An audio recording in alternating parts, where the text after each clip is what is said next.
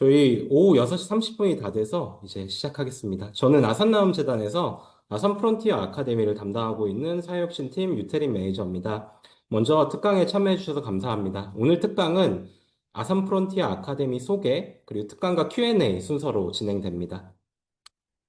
먼저 특강에 앞서 잠시 아산 프론티어 아카데미에 대해 간단히 소개해 드리려고 합니다. 글로벌 특강 외에도 정규 과정, 단기 과정 등의 프로그램을 운영하고 있는데요. 이런 프로그램들이 어떤 흐름으로 운영되는지 이해하신다면 사회혁신가로서 자기 개발에 관심 있는 여러분들이 나에게 맞는 프로그램을 선택하는데 큰 도움이 될 것이라 믿습니다. 먼저 아카데미를 운영하는 아산나눔재단을 간략하게 소개해 드리겠습니다. 아산나눔재단은 현대 창업주 고 정주영 회장님의 서거 10주기를 맞이해 2011년도에 출범한 공익재단입니다. 재단은 할 수 있다고 생각하면 이룰 수 있는 세상을 만들기 위해 창업가와 사회혁신가를 지원하고 있습니다. 재단의 지원은 기업가 정신교육, 청년 창업 지원, 사회혁신 지원, 혁신 생태계 조성 등 4가지 축으로 구성되어 있습니다. 각 사업이 만들어내는 구체적인 임팩트는 채팅방에 공유된 링크 혹은 QR코드를 통해 확인하실 수 있는 재단의 연차 보고서를 참고해 주시면 좋겠습니다. 여러 사업 중에서 아산 프론티어 아카데미는 영리, 비영리 섹터의 실무자들이 차세대 리더로 성장할 수 있도록 지원하는 프로그램입니다. 2013년부터 운영해온 정규과정, 2014년에 신설된 단기과정, 그리고 오늘과 같은 글로벌 시리즈 이상 3가지 축으로 이루어져 있습니다. 정규과정은 교육기간이 가장 긴 메인 프로그램입니다. 약 140시간의 커리큘럼으로 이루어져 있고요. 사회혁신 프로젝트, 캡스톤, 기업가 정신 모듈로 구성됩니다. 매주 화목 재단에서 운영하는 사회혁신과 창업가 플랫폼인 마루 360에서 강의 및 워크숍이 진행됩니다. 교육 시간 외에도 약 250시간 이상이 소요되는 팀 프로젝트를 수행하고요. 워크숍, 글로벌 스터디 등 다방면의 학습과 커뮤니티 빌딩이 함께 이루어집니다. 정규과정 수료는 동문회 활동으로 이루어지며 특정 요건을 충족하시면 알럼나이만 참여 가능한 프로그램에도 지원하실 수 있습니다. 2024년도부터 시작된 단기과정은 정규과정의 일부 교과목과 커뮤니티 활동을 짧은 기간 동안 체험할 수 있는 프로그램으로 수도권 외 지역에서 운영됩니다. 그리고 올해 신설된 글로벌 특강 시리즈는 해외의 사회혁신 리더들을 직접 모시고 인사이트를 나누는 자리입니다. 설명드린 것처럼 아산 프론티어 아카데미는 정규, 단기, 글로벌 특강 등 다양한 방식으로 사회혁신 리더들이 연결되고 성장할 수 있는 장을 계속해 나가서 마련하고 있습니다. 여기 QR코드 혹은 채팅방에 있는 링크를 통해서 등록해 주시면요. 다음 프로그램 오픈 소식을 가장 먼저 받아볼 수 있습니다. 네, 그러면 다음 순서로 특강을 진행하겠습니다. 지금부터 모든 세션은 영어로 진행됩니다. 저희 채팅방에 안내드린 링크를 통해 쿠쿠 서비스에 접속을 해주시면 좋을 것 같아요. 별도의 기기를 이용하시면 가장 좋고요.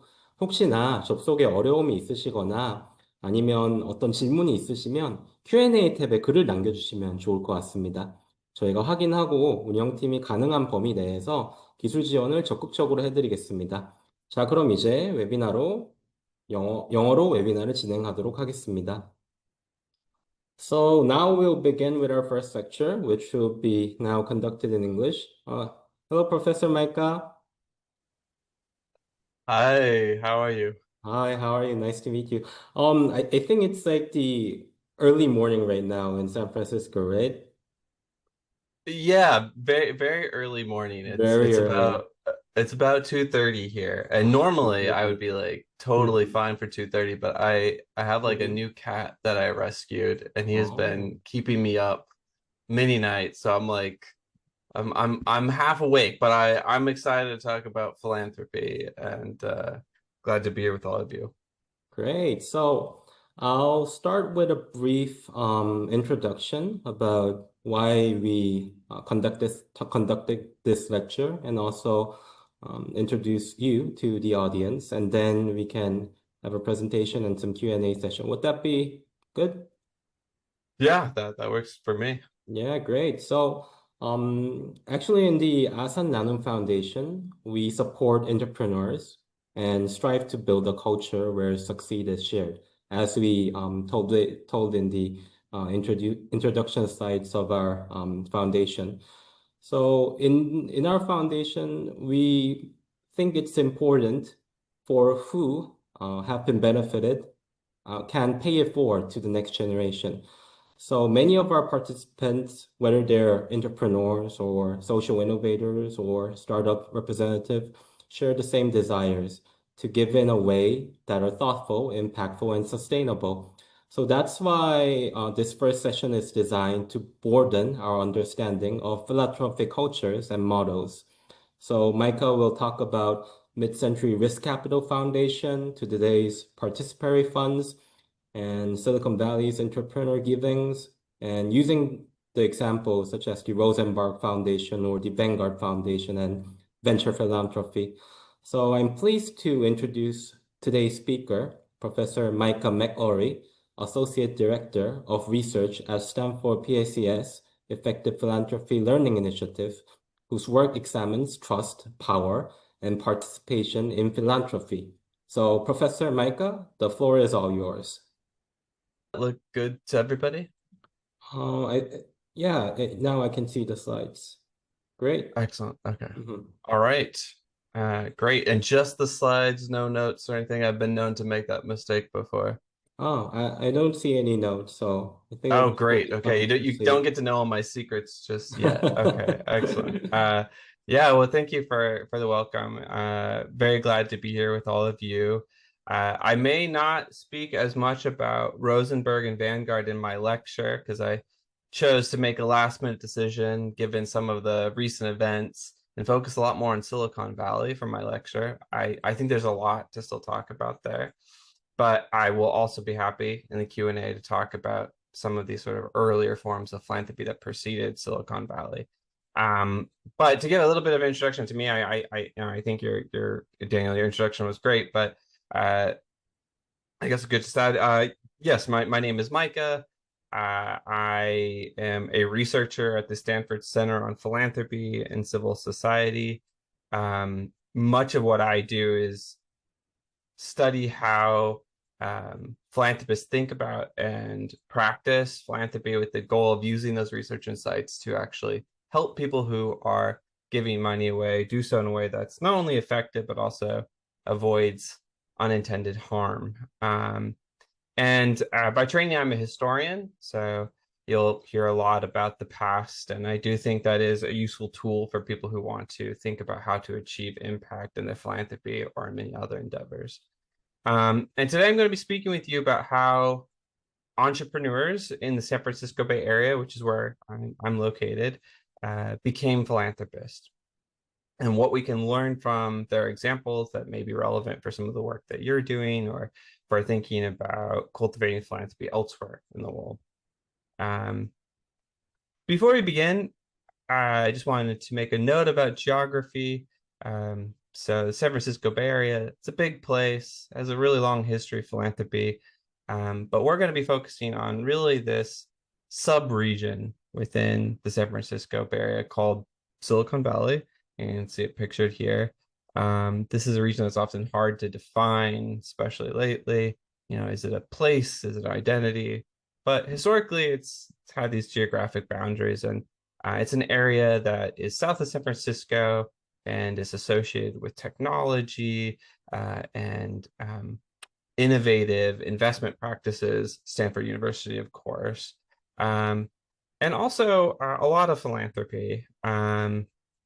More often when people talk about Silicon Valley, they focus on, you know, the companies, they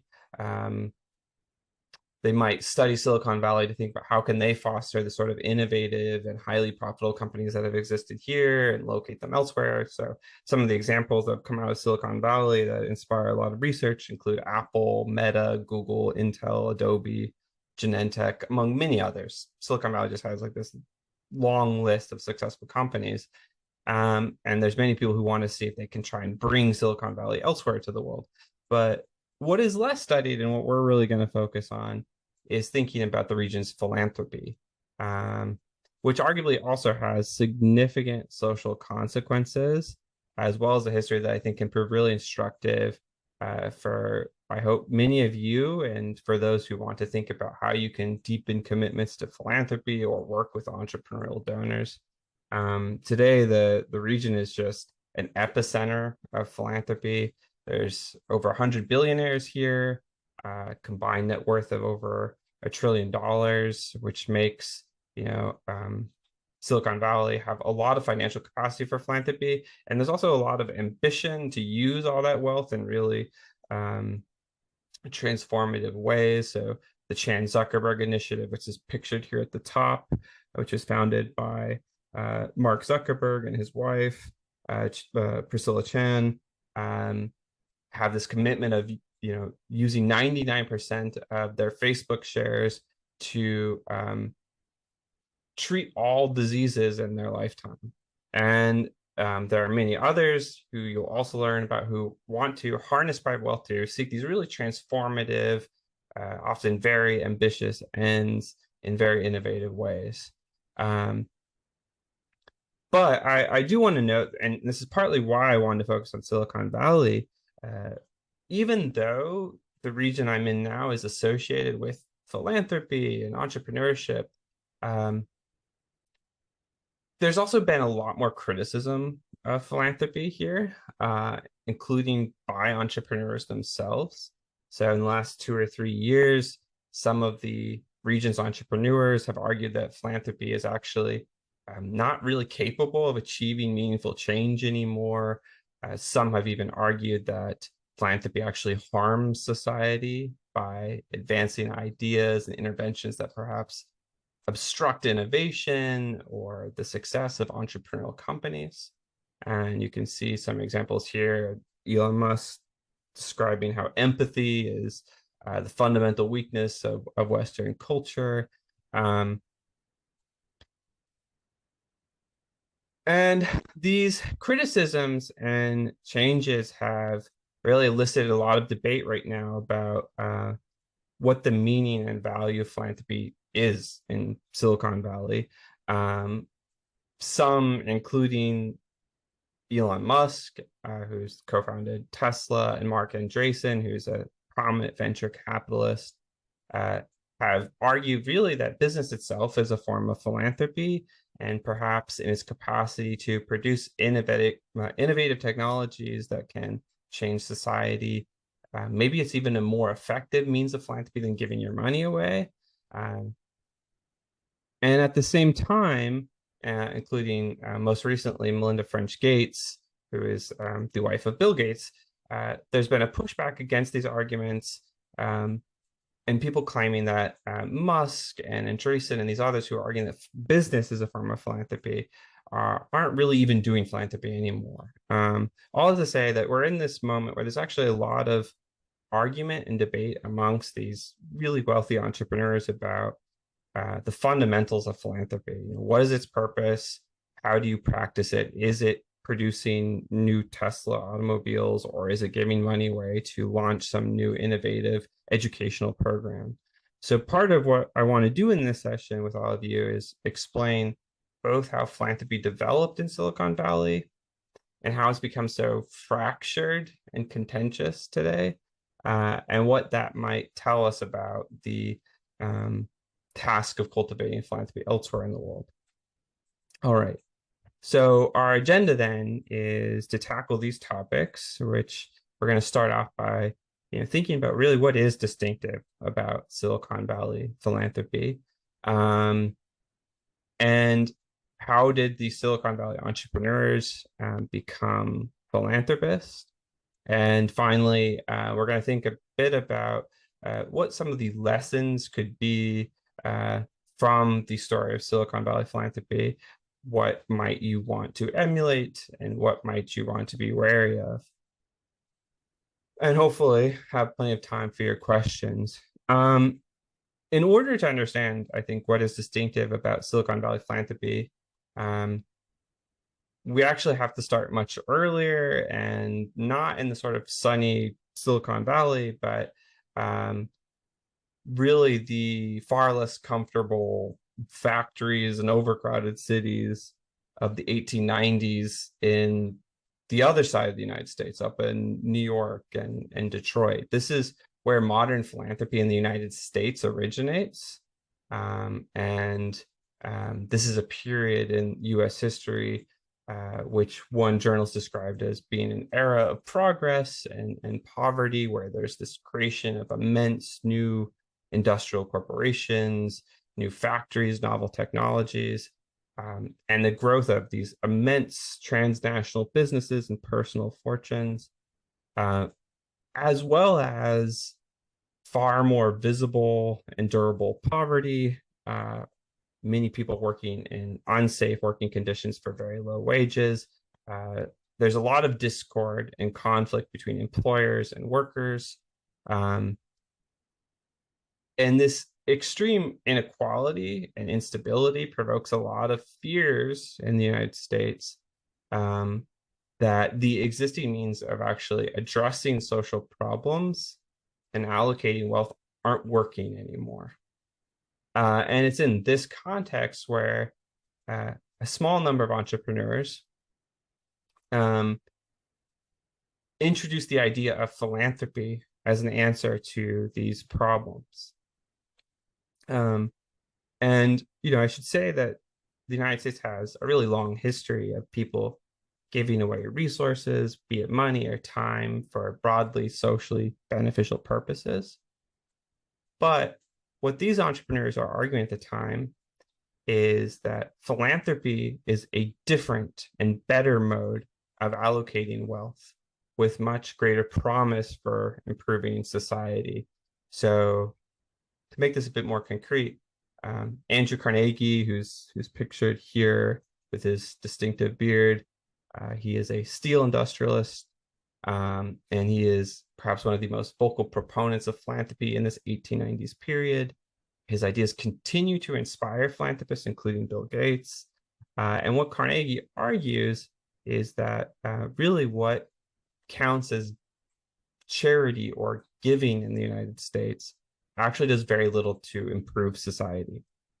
In fact, often what he argues is that when people give money away, they're actually making situations worse. So he believed, for example, that all too often people aren't really giving with a serious consideration of the consequences that their gifts might have on society. So in his famous essay, which is called The Gospel of Wealth, Carnegie argued that people might give money away to someone they encounter on the street, for example, and they might sympathize with that person and decide to give them money. But Carnegie argues that you don't know whether that person's actually going to use that money in a productive way. They might instead use that money to, I think his examples are buy alcohol or gamble. In other words, the giving that you're doing, and which he believes is very common, isn't really addressing the sort of conditions that make someone poor. It merely allows them to survive. And the goal of philanthropy, as Carnegie and others believe at this time, is really to actually transform the circumstances that cause social problems such as poverty. And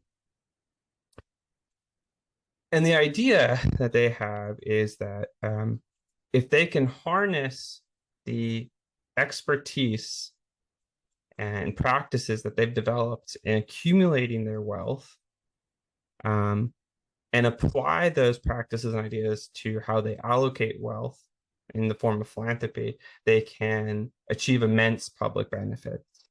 So in practice, this means, using scientific evidence to identify promising causes and interventions, as well as creating organizations run by trusted advisors and academics who could do the challenging work of identifying worthy causes and recipients. And these organizations, which are called foundations, resembled in many ways the industrial corporations from which these entrepreneurs had made their wealth. And that was intentional. Foundations were run just as their corporations were run by managers who were entrusted with the task of allocating wealth on behalf of the donor, with the belief that they could do so far more effectively than the donor by himself could ever do, right?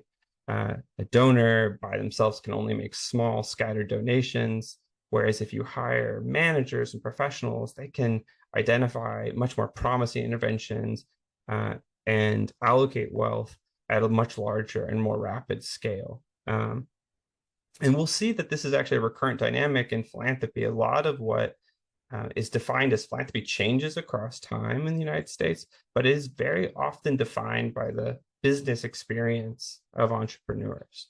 So in this case, the reference point is the industrial corporation of the 1890s, early 1900s. However, it's worth noting that whatever their intentions, people like Andrew Carnegie, as well as John D. Rockefeller, who's another significant philanthropist at the time who made his money in oil, whatever their intentions, they were often met with criticism. In fact, when John D. Rockefeller wanted to create a foundation, the US Congress was deeply critical of the idea of allowing such an organization to even exist. And there were public debates about actually making philanthropic foundations illegal. And I think it's important to remember that this was sort of a novel thing at the time, but it goes to show that there's a lot of concern about philanthropy at this time. And those concerns are multiple. A major one was a fear on behalf of the US government that philanthropists could use their immense private wealth to alter the world according to their preferences without any democratic process or accountability. If Andrew Carnegie decides he wants to support a particular cause, the American public can't vote or tell him to do something else instead, right? That is his discretion, and he has an immense amount of wealth, so he could potentially have a lot of influence. And this is a scary idea to a lot of Americans, especially in a democratic society where the aspiration is that all citizens should have some kind of equal standing or representation. And what philanthropy suggests is that, in fact, perhaps wealthy people will have greater influence than other citizens. But the way in which philanthropy responds to this criticism, I think, is really important. And you'll see that it's very different from how Silicon Valley thinks about philanthropy. But the way in which philanthropists of this era think about how do we meet the concerns of the public that philanthropy represents a threat to democracy is by directing much of their philanthropy towards building public and democratic institutions. This approach is what sociologists call contributive philanthropy. And the goal of these philanthropists was not to replace or challenge public services, but to actually create and build them up, and then hand those organizations off to the government to assume responsibility for. So the best example of this is the Carnegie libraries. Carnegie partnered with the public to fund the construction of thousands of libraries across the world, but he required the local government to use public tax dollars to staff, stock, and maintain the libraries in order to receive his contribution. So his goal with these public libraries was actually to try and involve the public in their creation and then guarantee, as a condition of his gift, that they remain free and accessible and tax supported into the future. As he said, this is not charity, it is the people helping themselves by taxing themselves.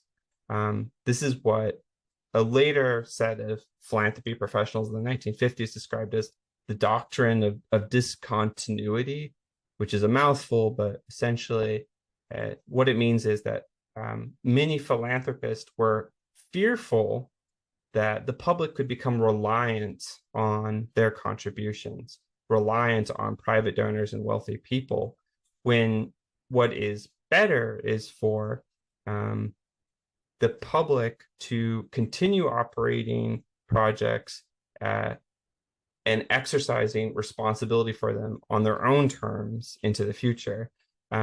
So there's many cases of this, but the idea here is that philanthropists are trying to seed or help the public create projects, and then hand them off and step away.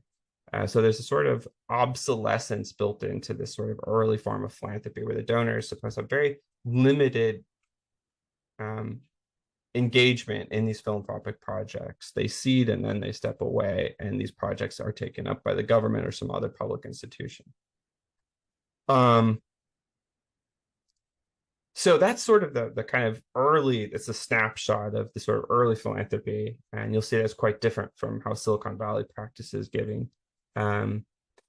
And there's a lot that occurs in the history of philanthropy between, the 1890s, 1900s to the end of the century, which is where we're going to race ahead. But for most of the last century, if you wanted to study philanthropy or you wanted to meet a philanthropist in the United States, you would probably go to New York City, you'd probably go to Detroit, you could probably find the biggest foundations and the largest donors all probably, on the same block in Manhattan somewhere, which is to say there's very few philanthropists and foundations in the United States for most of the century, and they're all very geographically clustered where the sort of factories and industries which made their wealth were originally located. What happens, though, by the end of the century is that wealth starts to shift westwards.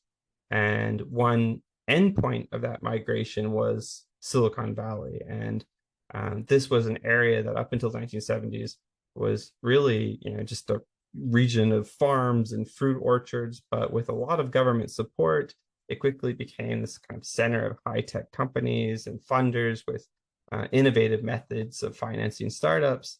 And by the 1970s, the region actually earned its name as Silicon Valley because silicon is used in all the sort of microprocessors that allow the region to create smaller and smaller computers. And throughout that decade, that is from the 1970s on, this small region, the San Francisco Bay Area, becomes wildly successful, and a variety of companies rise to dizzying levels of success, including just in the 1970s, Apple, Intel, and many others that might be familiar to you.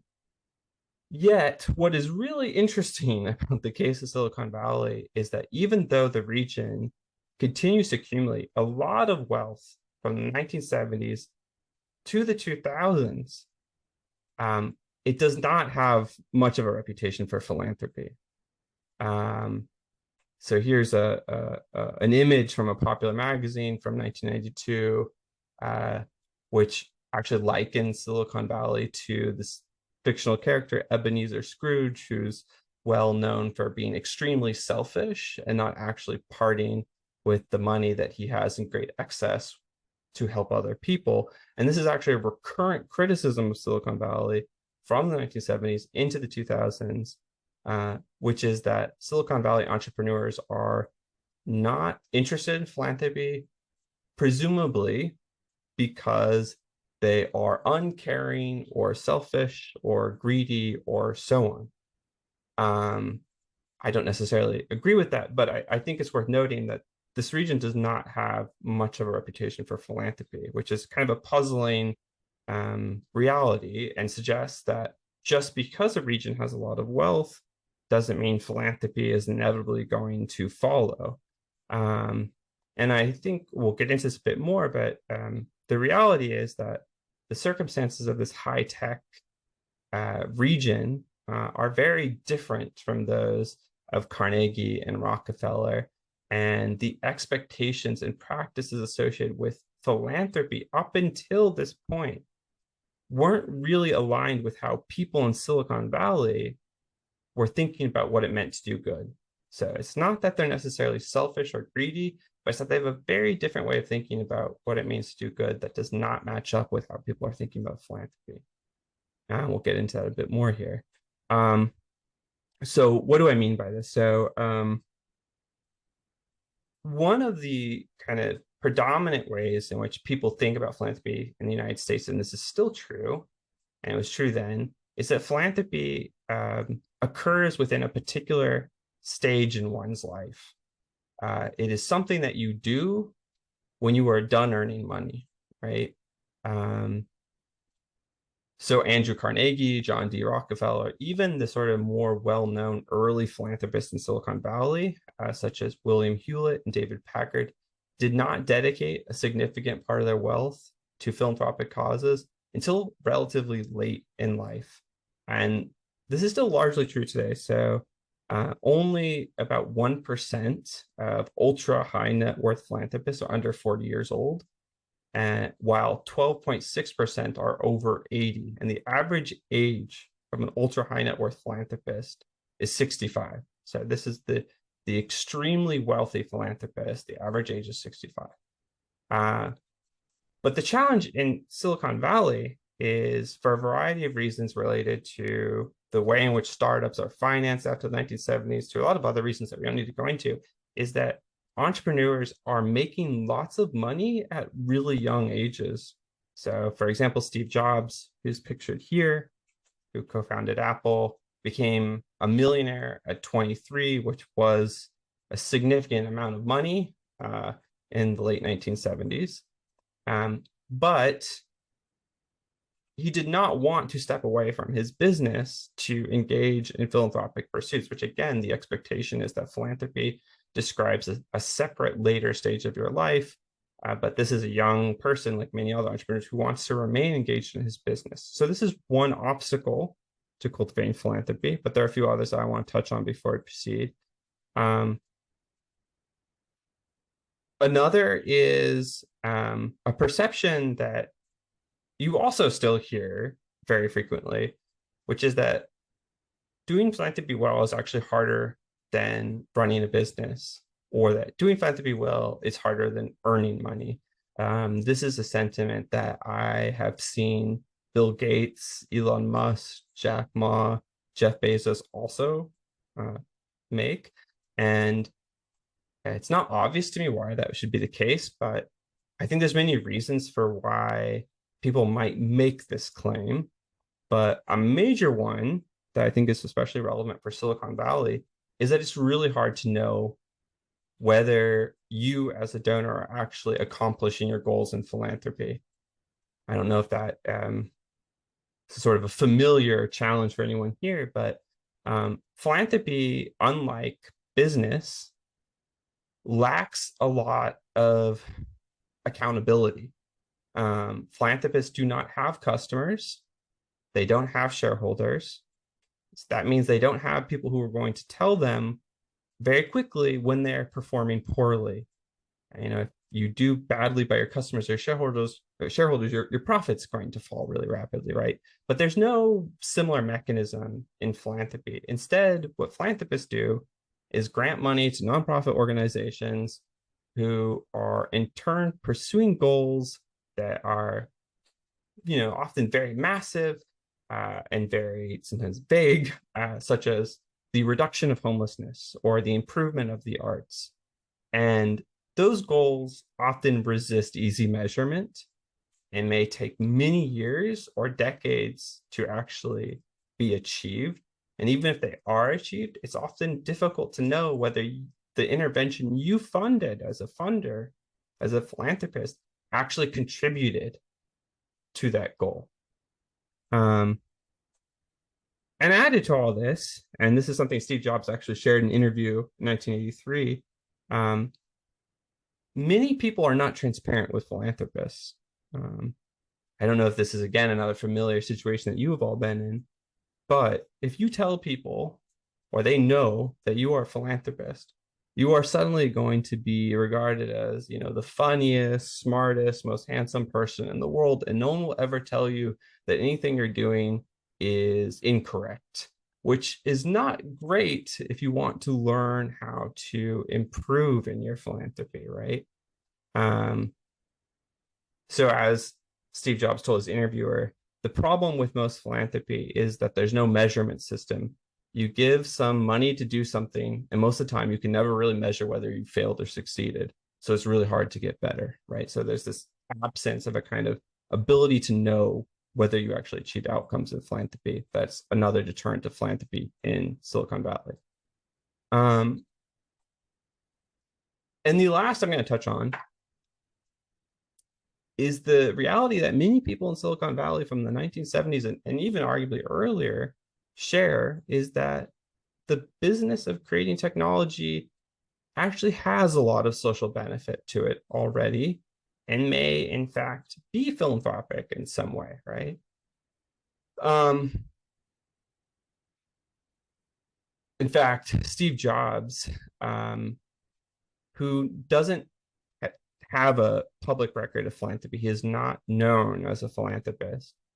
After he died, he was memorialized as the world's greatest philanthropist, even though he had never publicly or very rarely given money away, which is sort of confusing. But the argument is that because he chose not to dedicate his time to giving his wealth away, but instead towards leading a successful company that introduced, a variety of new technologies, such as the iPhone and the iMac and some of the early personal computers, he actually did the world more good than he would have in philanthropy.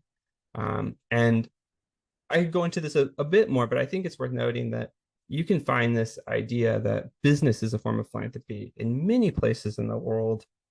It's not a Silicon Valley specific idea, but Silicon Valley, it holds a lot of weight there for a variety of reasons, some of which include the geography of Silicon Valley. So Silicon Valley is located in the Bay Area, and historically that has meant that it's also been very close to a lot of countercultural and sort of avant-garde ideas, such as Berkeley and San Francisco, where there's a lot of people who were thinking about, how do we create a world that is less governed by elites, that is less hierarchical, that is less conformist. And people like Steve Jobs and many of the sort of early technologists were part of that culture and drew on it when they were thinking about their technology. There's a real conviction amongst many Silicon Valley entrepreneurs going back to the 70s that the technology they're producing is revolutionary and is allowing people to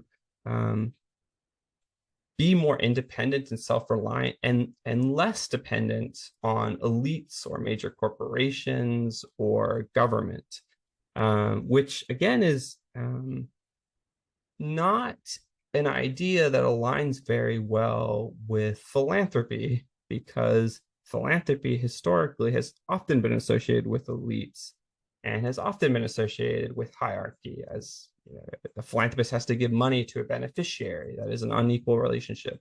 It's not one that immediately appeals to the sort of Silicon Valley culture of wanting to create a more equal society where people have freedom to express themselves and not be under the sort of authority of other people.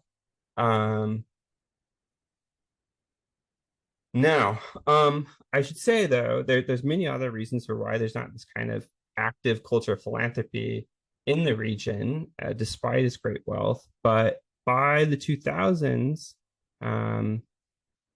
we see a real concerted effort to bring philanthropy to this region.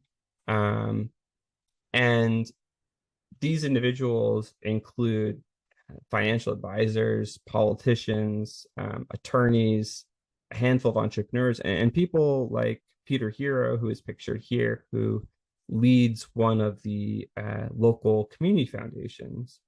And what they believe is not that Silicon Valley entrepreneurs are necessarily selfish or greedy or just amoral people, but sorry, my cat decided to interrupt me at that moment. But that, in fact, the older ways of thinking about philanthropy just don't align with how Silicon Valley entrepreneurs think about doing good. And so the task for this group of people is really to think about how can we reboot or transform philanthropy for this new generation. And there's many reasons for why there's a renewed interest in doing this kind of work by the 1990s and 2000s. One of which is that Silicon Valley undergoes a really massive growth in personal corporate wealth, which has a lot to do with the rise of .com internet-based companies. There's also, in this time in the United States, a really severe decline in trust in government. I won't go into all the reasons for why that is, but the important point here is to note that many Americans are less confident that the government can meet their needs and more open to the idea that perhaps entrepreneurs and market-based alternatives have more promise for meeting their needs. And one of the core ideas of this group of facilitators was that Silicon Valley's elites were never going to give money away if you scolded them into doing philanthropy. Instead, what they believed is that you needed to incentivize entrepreneurs into giving by assuring them that philanthropy could achieve the innovative and demonstrable benefits for the world that aligned with the donor's own interests. So put another way, Hero and these other facilitators believed that donors were more likely to give if they were allowed to define their goals and felt confident that nonprofits could convincingly claim and demonstrate their ability to meet those goals. And this might seem somewhat obvious, but it's an idea that stands in contrast with the claims that long animated demands for philanthropy, such as the argument that people should give because they have a moral duty or obligation. This is what nonprofits in the Bay Area had often demanded of entrepreneurs. They would argue that people in Silicon Valley were wealthy, and because they were wealthy, they had a responsibility, a moral duty to support people in need and to support the organizations doing charitable work in the region. But what these facilitators argue, as Peter Hero himself said in 2000, was, quote, entrepreneurs were not swayed by the idea that because you're rich and they're poor, you have to give your money away. They instead wanted to fund the change that they cared about. This means in practice that Hero and these other facilitators are working hard to try and conduct due diligence for donors, trying to find effective organizations, as well as help donors conduct evaluations of the impact of different philanthropic interventions. This is where we see a real rise in the demand for data about what nonprofits actually achieve, which can demonstrate what kind of measurable difference they're making. And I should say, that I know a lot of you ask questions about metrics and kind of the challenges of actually demonstrating measurable impact. And I definitely agree, it is a challenge. And I should say that the demand for measurable impact is not something that originates with Silicon Valley. It's actually really old.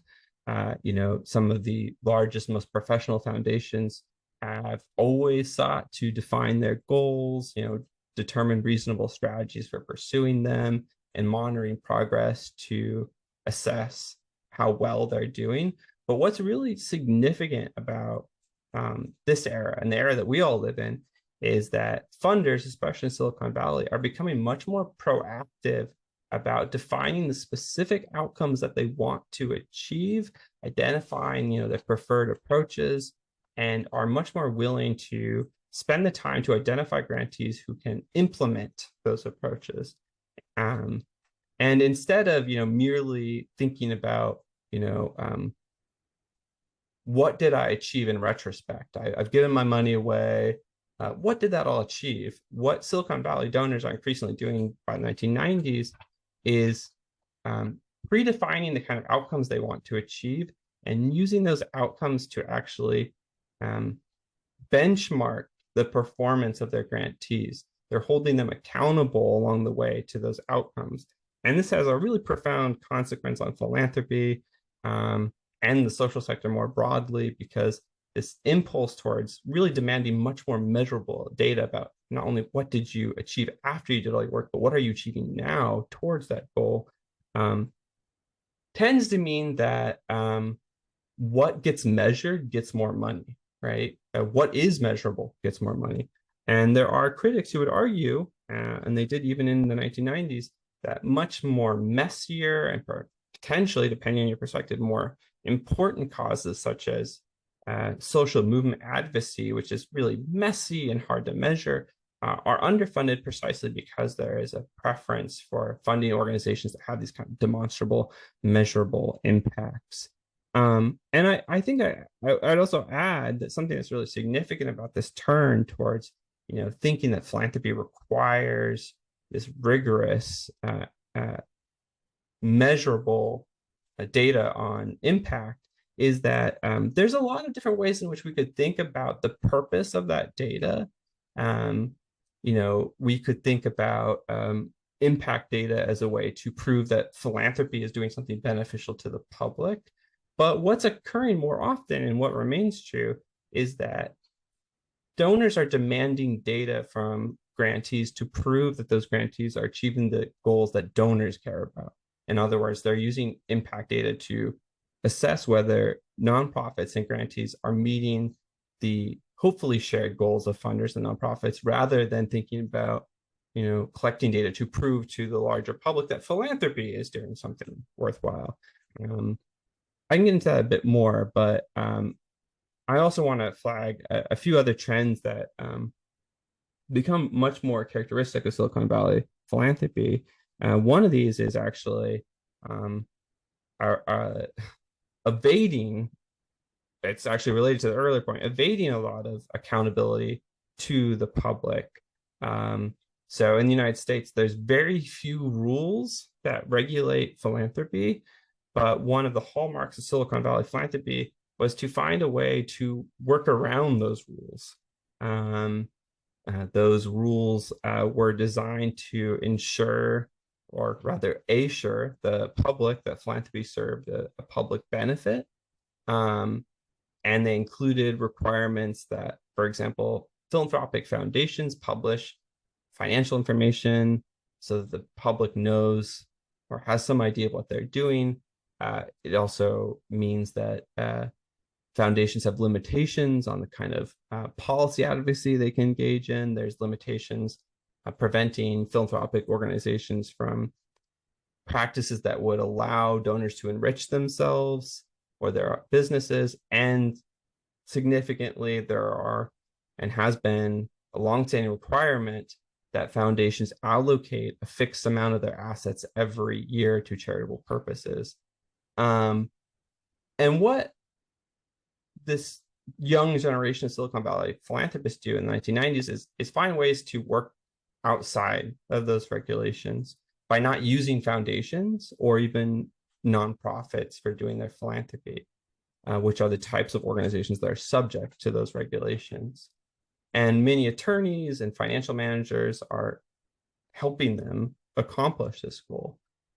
The rarer example of this is the use of limited liability companies, or LLCs, for philanthropic purposes. I won't go into all the details, but an LLC is a legal structure designed for commercial activity. And an LLC does not give a donor any of the benefits of creating a philanthropic foundation. You do not get any tax advantages as a donor for giving your money to an LLC. And you might wonder, well, then why would they actually want to use an LLC? And the reason is because if you give money to an LLC, you are not beholden to the restrictions that face philanthropic foundations. The donors who use an LLC can still give to nonprofits. They can still make charitable contributions, but they can also make profitable investments in for-profit endeavors. They can engage in direct political advocacy and lobbying. They can freely move money around between their businesses, and they do not have to report on their charitable activities or meet annual payout requirements like a foundation does. Pierre Omidyar, who co-founded eBay, was one of the pioneers of using the LLC for philanthropic purposes in 2004 with the Omidyar network. And what he argued was that by using LLC, he's effectively allowed much greater potential in terms of the impact he can achieve because he's not limited in terms of where he can allocate his money. There are businesses, he believes, who are doing socially beneficial work, and he should be allowed to fund them freely and even make a profit off of it. So one of the examples that he was really interested in was microfinance, which provides low interest loans to help people engage in entrepreneurial activity. The Chan Zuckerberg Initiative and the Emerson Collective are additional instances of Silicon Valley donors using LLCs. But a far more common sort of innovation or form of philanthropy in Silicon Valley is the donor advised fund, or DAF. The easiest way to think of a DAF, if you're not already familiar, is that it's sort of a charitable savings account. So a donor puts money into the donor advised fund, and they get an immediate full tax deduction, essentially a tax reward, as if they had given money directly to a charity doing good work. However, and this is the sort of crucial point, unlike a traditional foundation, which must pay out a certain percentage each year, the money in a DAF has no distribution deadline. You do not have to give the money away at any particular point. It can simply sit there. And for a tech donor, this might be ideal because you can set aside money while deferring a decision about where it should go, ideally giving you an opportunity to think more strategically about how to use that money. The problem is that in practice, a lot of money does end up sitting in DAFs and can do so indefinitely, while the organizations that offer these funds continue to collect administrative fees. And this raises a lot of controversy in Silicon Valley and continues to raise a lot of controversy elsewhere, but especially in Silicon Valley, because the Silicon Valley Community Foundation has become the largest such foundation in terms of assets in the United States because it offers these types of donor advised funds. It holds some $15 billion, at least in 2023. But many local nonprofits in the area, and this is increasingly less true, but it used to be true, argued that the foundation really did not push or encourage donors to actually use those funds. And instead, they sort of stayed there. The former co-director of the organization I'm working at actually did an experiment where they provided the minimum amount to open a donor advised account, which was $5,000, and then watched where the money went, only to learn that the value of his account the value of his account declined after 1 year, but had never gone to any charitable organization, and the foundation had never reached out to advise him or tell him how he could use that fund, despite collecting hefty fees for simply holding it. And this raises a lot of serious questions about the meaning of philanthropy. For example, when does philanthropy occur? Should we say and reward people for simply putting money into an account if it doesn't actually go to a charitable purpose, as if they did practice philanthropy? These are sort of ongoing questions. Another innovation that I'll flag that became characteristic of Silicon Valley philanthropy and was really important for cultivating a commitment to giving was a concerted effort to try and reduce barriers to entry for people who might start practicing philanthropy. So one of the innovations or practices that he pursued was actually placing philanthropic advisors inside tech companies who could answer questions about philanthropy and help people working in those companies start giving. He also innovated a practice where he allowed entrepreneurs to hire members of his team who might specialize in the funder's goals without having to deal with all the sort of administrative burdens of setting up some kind of organization. They could sort of use the staff that he had already trained on a case-by-case basis. And there's actually some pretty large foundations in Silicon Valley that use this service recurrently. So the Skull Foundation, which is really strongly associated with social entrepreneurship, is one such example. But again, sort of reducing the cost, the sort of paperwork, the administrative burden of actually starting to engage in philanthropy. And then finally, another that is overlooked, but I think is actually quite crucial, is the creation of communities of entrepreneurs and other people who are engaged or interested in giving, in which people could learn about philanthropy and social problems together. One such example is the Silicon Venture Fund, or SV2. This organization gathered together donors in Silicon Valley, and the staff would help those donors locate and be introduced to local nonprofits and other social entrepreneurs, and enable donors to not only meet and talk about and learn about social problems, but pool their funds collectively in an account and distribute them in service of their shared goals. This is an example of a collaborative fund, which is increasingly much more common in the United States, but also, I believe, even more common in parts of Asia, especially India. But what's really important about it for Silicon Valley is that there's lots of research that indicate that entrepreneurs and other very wealthy people do not want to talk to philanthropic advisors or financial managers to learn about how to do philanthropy. They want to instead learn from other entrepreneurs. And the reasons for that are varied. There's a suspicion that people who are professionals, such as working at a bank or at a foundation, are going to tell entrepreneurs how to give, which is not ideal when you think about philanthropy as being the sort of like deeply personal exercise. You don't want some expert coming and telling you how to give. But also, more common reality is that what donors encounter when they go and talk to professionals in philanthropy is someone who just offers them a lot of tax advice and does not actually sit with them and think about, what kind of world do you want to create? What matters to you?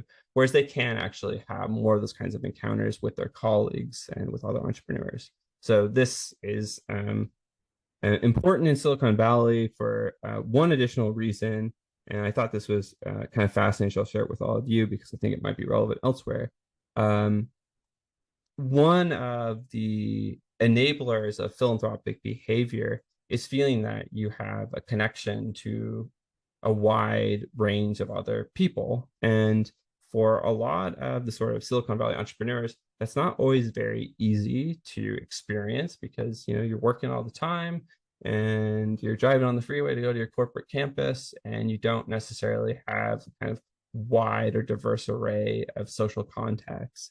But what SV2 and these other kind of collaboratives offer is an opportunity for entrepreneurs to develop these connections outside of the sort of familiar, and realize that their well-being might depend on the well-being of other people who are quite unlike themselves. And this has been this idea, which is called associational capital, has been often linked to increases in philanthropic behavior. I will note before we kind of close, because I want to have time for us to have some questions, that one other kind of big change that occurs that's characteristic of Silicon Valley philanthropy is a real challenge about that earlier point I made about time and when philanthropy should occur. We've already kind of seen that a bit, right? When advisors are being installed within companies, and donor advised funds are allowing philanthropists to sort of hold on to their money and give when they please. But another change that occurs is advanced by entrepreneurs such as Mark Zuckerberg, who co-founded Facebook, now Meta, among others, which is that the argument they make is that youth is actually an asset. It's a benefit for giving well. It makes people better givers because they are more removed from tradition or from sort of traditional way of thinking about how to give or how to resolve problems, and therefore more likely to see new possibilities for change. And with the help of their advisors, they circulate these ideas to places like SV2 and try and get other people on board with this idea. And really core to it, and this is sort of a double-edged sword that we'll learn about in a moment. Core to this idea for people like Zuckerberg is that if you start philanthropy fast and when you're young, you can make a lot more mistakes and learn from them and ultimately get better at doing philanthropy. And this is really wild from an American perspective because philanthropy has never really historically been known to openly court the idea of failing. But what Zuckerberg and his entrepreneurs are saying is actually failing is great. And we should try and fail because, if we move fast and break things, as the slogan of Facebook is, we will learn how to improve and overcome problems quicker too. And all these ideas sort of culminate into a form of philanthropy that sociologists call disruptive philanthropy. And this disruptive philanthropy is defined by a few features that echo some of what we've already described. One is that the disruptive philanthropists of Silicon Valley want to shape public opinion about social problems, and they want to champion their kind of preferred method for solving them while avoiding a lot of sort of public deliberation or input. And there is also a kind of strong conviction amongst Silicon Valley donors that competition is a really valuable way for forcing organizations to become more efficient and should be a sort of goal of philanthropic endeavors. And finally, there's a third element, which is that a lot of disruptive philanthropists favor creating new private startup organizations over fixing or supplementing existing systems. And a good example of this, which distills all these ideas, is Mark Zuckerberg's gift to reform schools in Newark, New Jersey in 2010. This was a massive philanthropic project. He donated $100 million. And the idea was that, these schools were really struggling or literally falling apart.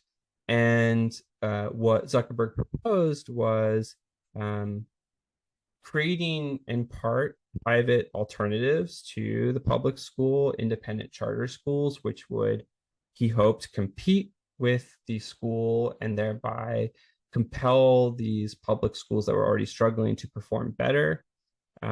He also worked very closely with a lot of consultants and experts to implement these programs, but did not actually talk to local residents or teachers or students about the sort of project that he was thinking about. In fact, the schools that he was going to work with actually first learned about his big project on a talk show with Oprah Winfrey. So he's not going out into public and actually debating or thinking about getting public input as he's developing this project. And there's also a kind of privileging in this project of sort of measurable outcomes, which again is sort of something we talked about earlier, but one of the interventions that they implement is trying to improve the quality of education by rewarding and penalizing teachers based off of performance metrics, such as test scores. However, after all this project, goes through, it doesn't really achieve its sort of grand ambitions. In fact, the results are pretty uneven. There's not a lot of improvement. But what is ultimately more alarming to the public and becomes a sort of lesson for Silicon Valley philanthropy is that in not listening to the people who were being affected by his decisions, Zuckerberg overlooked some really obvious remedies to the problems of low educational achievement. Students and teachers often felt really frustrated, in fact, that he and the various consultants that he hired did not talk to them because a more urgent issue for them was the fact that they had very poor living standards. Many students and teachers lived in poverty, did not have great economic opportunities, and felt that those were more important considerations affecting their ability to succeed in education than the sort of test scores and privatized educational alternatives that Zuckerberg was proposing. And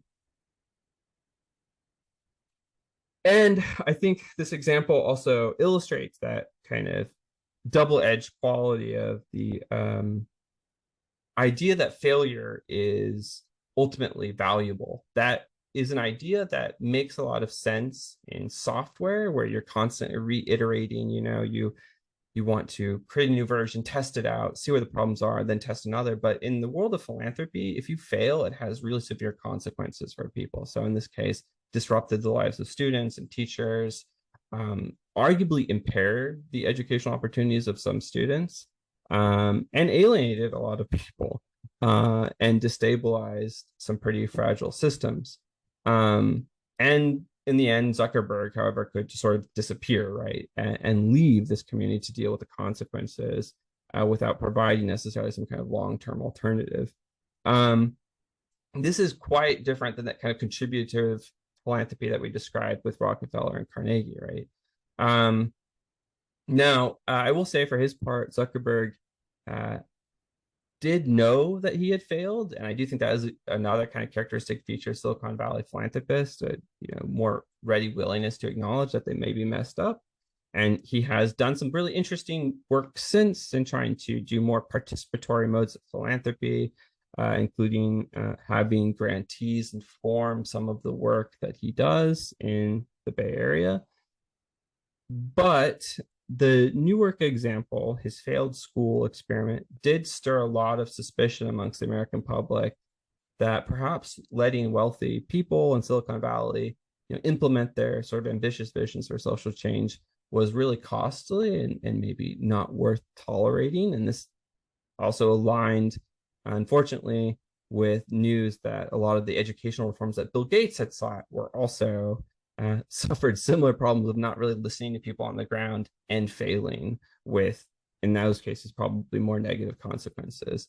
And on top of all this, by 2016, Silicon Valley is racked with a lot of scandals and controversies, including social media companies' abuse of personal data, the promotion of misinformation, growing awareness of the sort of deliberative, addictive nature of a lot of technology produced by Silicon Valley companies, and so on, all of which together really undermines a lot of confidence that Silicon Valley actually does do a lot of good, either in its business or in its philanthropy. And in fact, there are some philanthropists who are sensitive to these criticisms and start implementing sort of promotion of policy to try and regulate tech companies and try and implement more sort of restrictions on how they use data. So some examples include Dustin Moskowitz and Carrie Tuna, who are, they were friends of Mark Zuckerberg, but become really interested in promoting policy and research related to artificial intelligence and thinking about some of its dangers, as well as research on the sort of dangerous consequences of social media. Now I'm kind of wrapping here, but the consequences of all this have been multiple. One of the sort of consequences of the criticism of Silicon Valley technology companies and philanthropy has been that some elites in Silicon Valley have actually pulled away from philanthropy altogether and described philanthropy as actually sort of an impairment to the type of good they want to do in the world.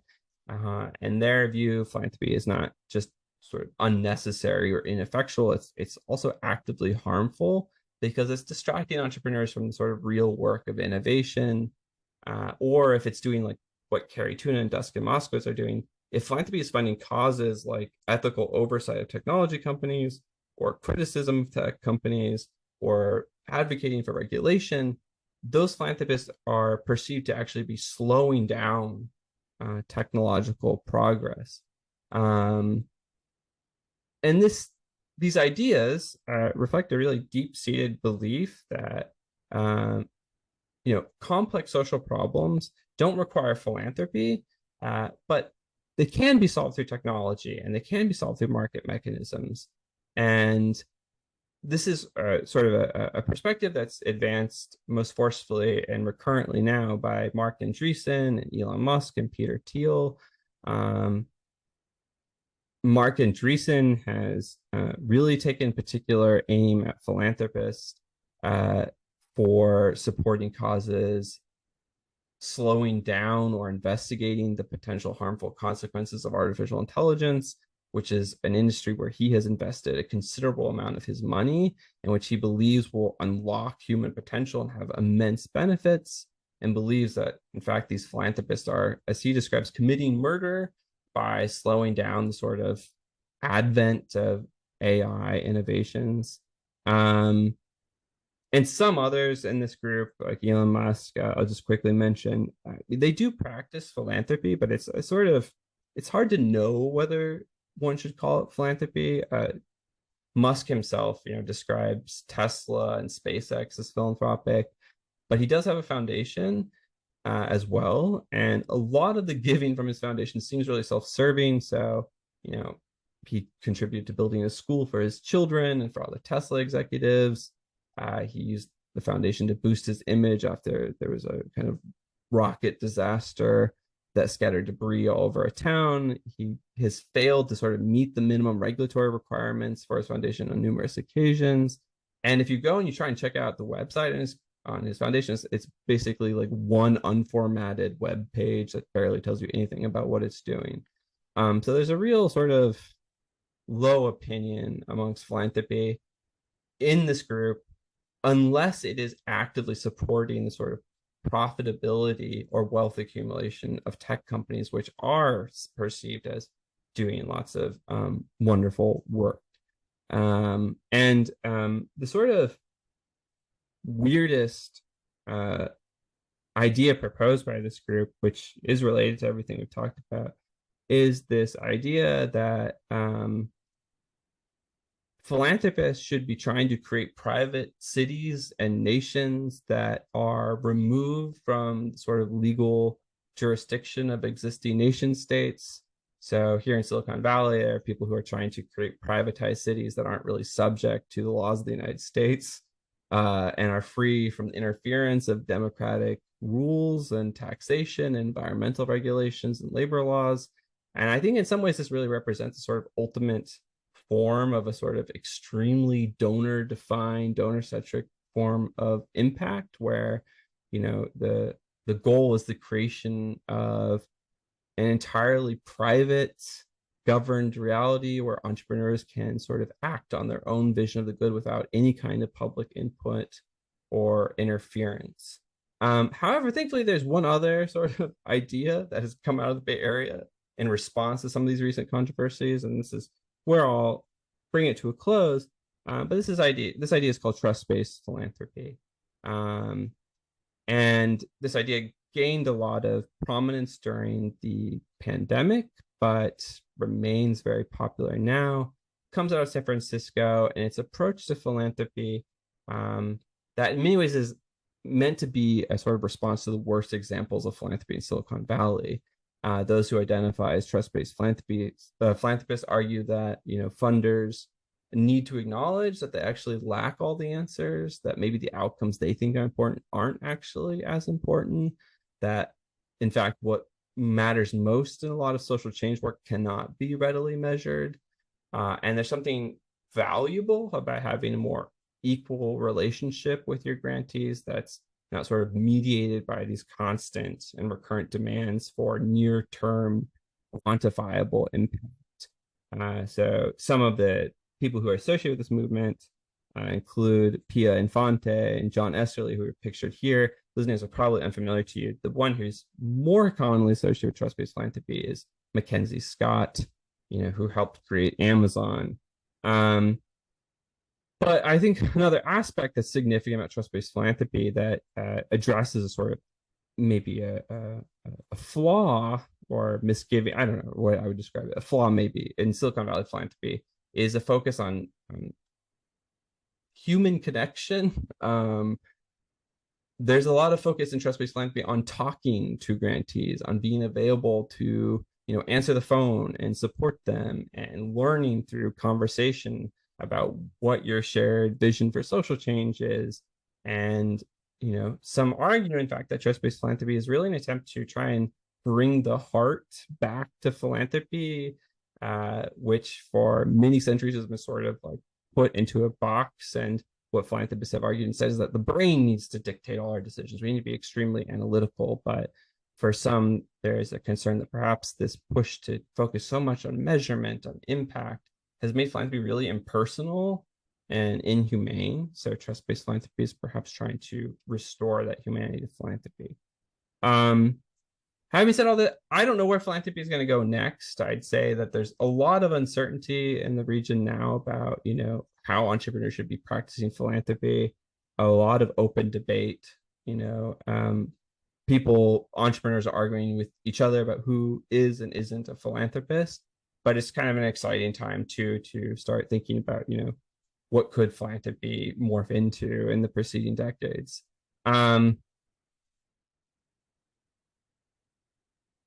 What I hope this sort of nocturnal late night talk has maybe surfaced for all of us is a few ideas. One is that philanthropy is really not an inevitable or natural occurrence. In the case of Silicon Valley, it did not just appear when people started making tons of money. It was shaped by a lot of factors, many of which we didn't even necessarily get to, which were grounded in sort of business experience of entrepreneurs, the kind of local circumstances that they encountered, as well as policy restrictions. And what really got me actually interested in the work of philanthropy is that the Silicon Valley case really shows that facilitators and intermediaries, such as Peter Hero and sort of other people who are working with donors, have a lot of potential influence on trying to make regions and people philanthropic. So in the case of our story, Peter Hero and others actually cultivated and helped strengthen a distinctive commitment to philanthropy, which, for better or for worse, had these sort of disruptive features, right, that made it quite distinct from older forms of philanthropy as they exist in the United States, but which were in many ways more aligned with the kind of ways in which Silicon Valley entrepreneurs themselves thought about doing good. And now we're living in a new period where there is an even larger number of these facilitators debating and trying to research new ideas for what philanthropy should look like. So if you have some ideas, now's the time to come out here and propose them. With that, I think I'll close, as I do want to ensure that we have lots of time for questions, but I hope that there was something in all of this that was new and perhaps exciting for all of you. Well, thank you. We're actually receiving a lot of questions, and Oh, great.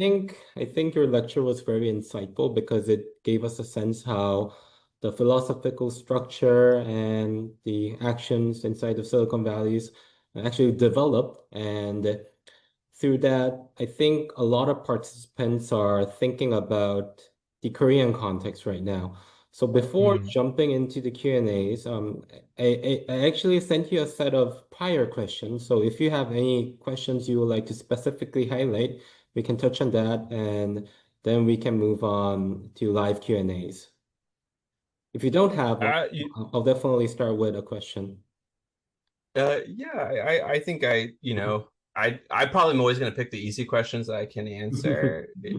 So I think it's probably better that if anyone has a question that they're dying to ask me, I can't guarantee I'll be able to answer it, but I would prefer that.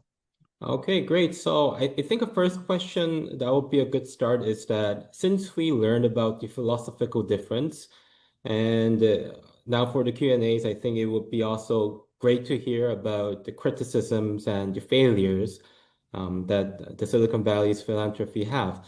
So the question would be, what do you see as the biggest challenge facing Silicon Valley philanthropy right now? Could you share an example of a project that failed or faced significant criticism, and what might we learn from that? So that's a question. Yeah, I think that is, I mean, I think the Chan Zuckerberg initiative example, the Zuckerberg initiative in Newark, New Jersey, is certainly a telling example in that a core part of the failure was that Zuckerberg was very narrowly fixated on achieving the kind of enormous goal that he had set out for himself, which was very unlikely to ever be achieved, but which, if it was achieved, was going to have these enormous benefits. And that idea that philanthropy has to be sort of aimed at these big bets, which are, interventions that could have high potential benefits, but maybe have low or very uncertain probabilities of success, I think is actually really commendable. And I do really think that is an admirable part of Silicon Valley philanthropy. I think, everybody likes to say they're a risk taker, but historically, philanthropy is not a risk taking enterprise. And we can talk about what interventions might be available to actually push philanthropy in that direction. That's something we want to do. Mm-hmm. But I will say the failure of that initiative, in the sense that Silicon Valley philanthropists did not listen to the people who are going to be affected by their decisions, teachers and students, is a recurrent problem. And it's been a recurrent problem with philanthropy in the United States. But what I think has occurred since that sort of failure or sort of uneven initiative is actually there's a lot more interest now in the Bay Area and thinking about how do we include the voices of those who are on the ground, who will be affected by our decisions. How do we think about impact in a way that is not so donor defined, but is actually defined in partnership with the people we're trying to support? And for me, I think that's commendable, but I'm not necessarily convinced that people have thought as critically about those practices as they should be. I think that the sort of earlier efforts to try and measure what nonprofits achieve and try and rigorously measure that and use that data to prove that philanthropy actually has some kind of consequence has been pushed back against a lot more recently as being sort of overly demanding or elitist or technocratic. And there's been more of a sort of effort to try and not demand that kind of information. And I worry that that is a mistake if it's pushed too far, because philanthropy is an institution that in the United States and elsewhere is very fragile. And if it can't prove that it doesn't do something of value, I worry that more people will be open to the idea that we don't really need it anymore. And in fact, in the United States, one of the kind of, you asked me, like, what are the challenges that Silicon Valley philanthropists confront? The current administration, whatever you think of its politics, has actually been much more critical of the value of philanthropy and has actually tried to impose restrictions on foundations. And just the prospect that the federal government could do such a thing has actually prevented even some of these really massive foundations, like the Gates Foundation, which is, I mean, I don't even know how many people it employs, 300 plus, and it's one of the largest foundations in the world, actually limited its grants and redirected what it was doing just out of fear that the government would act and penalize it because it was funding grant areas that the Trump administration deemed controversial. And so I think that, we need to think more critically about how philanthropy can demonstrate to the public and not just to donors or to grantees that it is a sort of valuable exercise and one that we want to preserve and understand more deeply. I realize it's a little convoluted, but I think maybe another way of clarifying what I'm trying to say is I think a lot of the trust-based philanthropy and sort of other sort of efforts to improve philanthropy focus too much on the relationship between funders and those that they support, and not enough on thinking about philanthropy and its relationship to the broader public, which, if they so decide, can vote for people who can implement policies that would be very consequential for philanthropy. And I think finally, um, you know, I think there's another kind of development that you had mentioned at the outset that I didn't get to talk about, which is this kind of trend towards participatory philanthropy, which has pretty old roots in Silicon Valley, or rather San Francisco Bay Area, in which grantees are given discretion to actually make funding decisions or be sort of placed into a position of authority over the philanthropic process that would otherwise be held by the donor themselves. And I think that's really, creative and interesting. It has not taken that much of a hold of Silicon Valley, but even that mode of philanthropy as a sort of effort to improve philanthropy, I think raises a lot of concerns for me. I worry that philanthropists need to think more critically about who they're including in the participatory process. How are they defining the communities they want to help?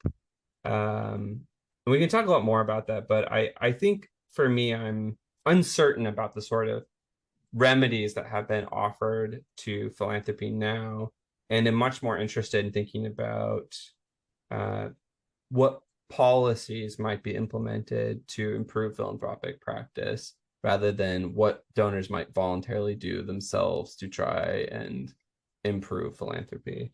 But that is I think all over the place. So I apologize. I'm definitely feeling the sleepiness here, but I'm happy to try and answer any other questions you might have. Yeah, sure. Actually, we had several questions which were related to the answers, such as should we how should we measure impact? How can people define what lasting impact is? Because in Korea, we also have a strong requirement about short-term impact, and also which might be easily kind of made to quantitative outputs. So let's move to another question. Yeah, I think this would be interesting. So, so you spoke about the contributions of foundations established by entrepreneurs in the United States, particularly the philanthropy of Silicon Valley entrepreneurs. I'm curious about the public perception regarding the social impact of old money foundations like the Rockefeller Foundation and the Carnegie Foundation versus the new money, which is the Silicon Valley in the United States. That's an interesting question. Hmm. I let me think about it too, and because I also want to actually respond to some of the additional questions you'd flagged really briefly by noting that if you were Mhm. thinking about how to understand impact in a way that might actually be beneficial for Mhm. democratic societies, I Mhm. would really recommend that you look up the work of a colleague of mine named Aaron Horvath, who has written a lot about evaluation impact. But one of the things he's particularly concerned about is that a lot of the ways in which we assess impact in the United States it's definitely very quantified, which isn't necessarily a bad thing in and of itself, but a lot of the ways in which people now try and identify promising organizations, it's almost like shopping for a new pair of shoes, where you go on the web and you look at the different reviews, and you don't really engage with anybody, sort of take for granted whatever the sort of rating agency tells you, and there's not a lot of information it actually gives you. And he's proposed sort of alternative ideas for how the kind of rating agencies and attempts to assess impact could be implemented. So if you don't have his name, I'm happy to email it to you if anyone's interested in learning more about impact. I think he had a piece that was just published not too long ago in a magazine on the sort of civic consequences of fixating on impact as something that can be narrowly quantified. And his stuff is really cool. So I definitely recommend it. In terms of yeah, old philanthropy and the new, that's a really interesting question. I guess one thing that I think is kind of compelling is you know, I guess to get sort of weird about all this, if you go back and think about the original sort of definition of philanthropy, it means love for humanity. And I think if you were to really take that seriously, what's kind of interesting when you think about philanthropy is that what you're trying to do when you do philanthropy is try and support a particular vision of how humanity should exist.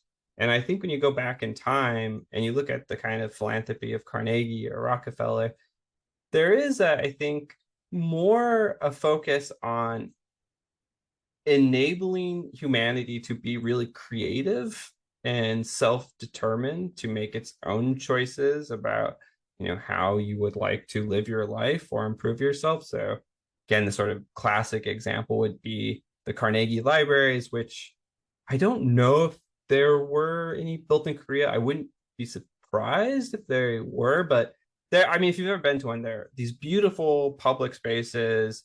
And the idea was that anybody could come into them and engage with, the arts and, on their own accord. They could pick whatever books they wanted, spend their time however they wanted, and in that process, enrich themselves, being in these beautiful spaces, reading beautiful literature.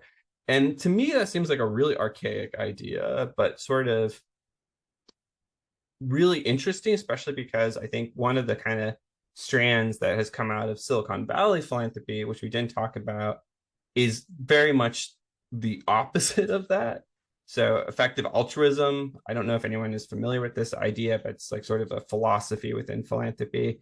And if we were thinking about philanthropy as trying to support a particular vision of humanity, the effective altruists are trying to support a form of philanthropy or support a vision of humanity that's like just surviving. So a lot of their giving is oriented around, vaccinations, trying to maximally improve sort of human happiness and health. And they are very critical of wasting your money on the arts or on museums.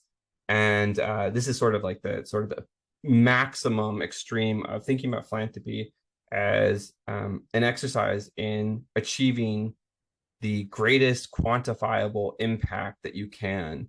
And for effective altruists, they've taken that to a sort of utilitarian extreme where they will tell people you are being immoral if you are not funding causes that can actually save lives or improve the well-being of humanity in terms of very physical sort of ways, right?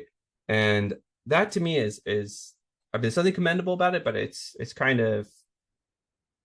really just striking how different those two ways of thinking about the purpose of philanthropy are. And I guess I would like to see more people leaning more in the direction of that sort of Carnegie model of creating public spaces that allow people to think about new alternatives and not just survive but actually become maybe like an artistic creative person, or I don't know, just inhabit a place that's really beautiful and freely accessible. So I don't know if that really answered your question, because it's not so much about sort of long-term consequences. But yeah, I do think there are some sort of marked philosophical differences between the sort of periods. And I'm happy to follow up with you if you would like more recommendations for thinking about those comparisons. Great. So I think we'll have to move to our last question. I thought this question is pretty creative, so I'll just introduce this to you. So in Korea's startup ecosystem, there is a pay-it-forward culture of contributing to other startups. But philanthropy still feels unfamiliar and lacks a strong sense of necessity. In this kind of environment, what do you think is important for establishing a foundation for philanthropy? So this would be our last question. Sure. Yeah, I think related to the lecture, something that's really underfunded in the United States, I don't know how it fares elsewhere in the world, is people who actually study and work on philanthropy. It's strange, but the thing that gets probably funded the least of all the potential causes is actually trying to understand and improve philanthropic practice.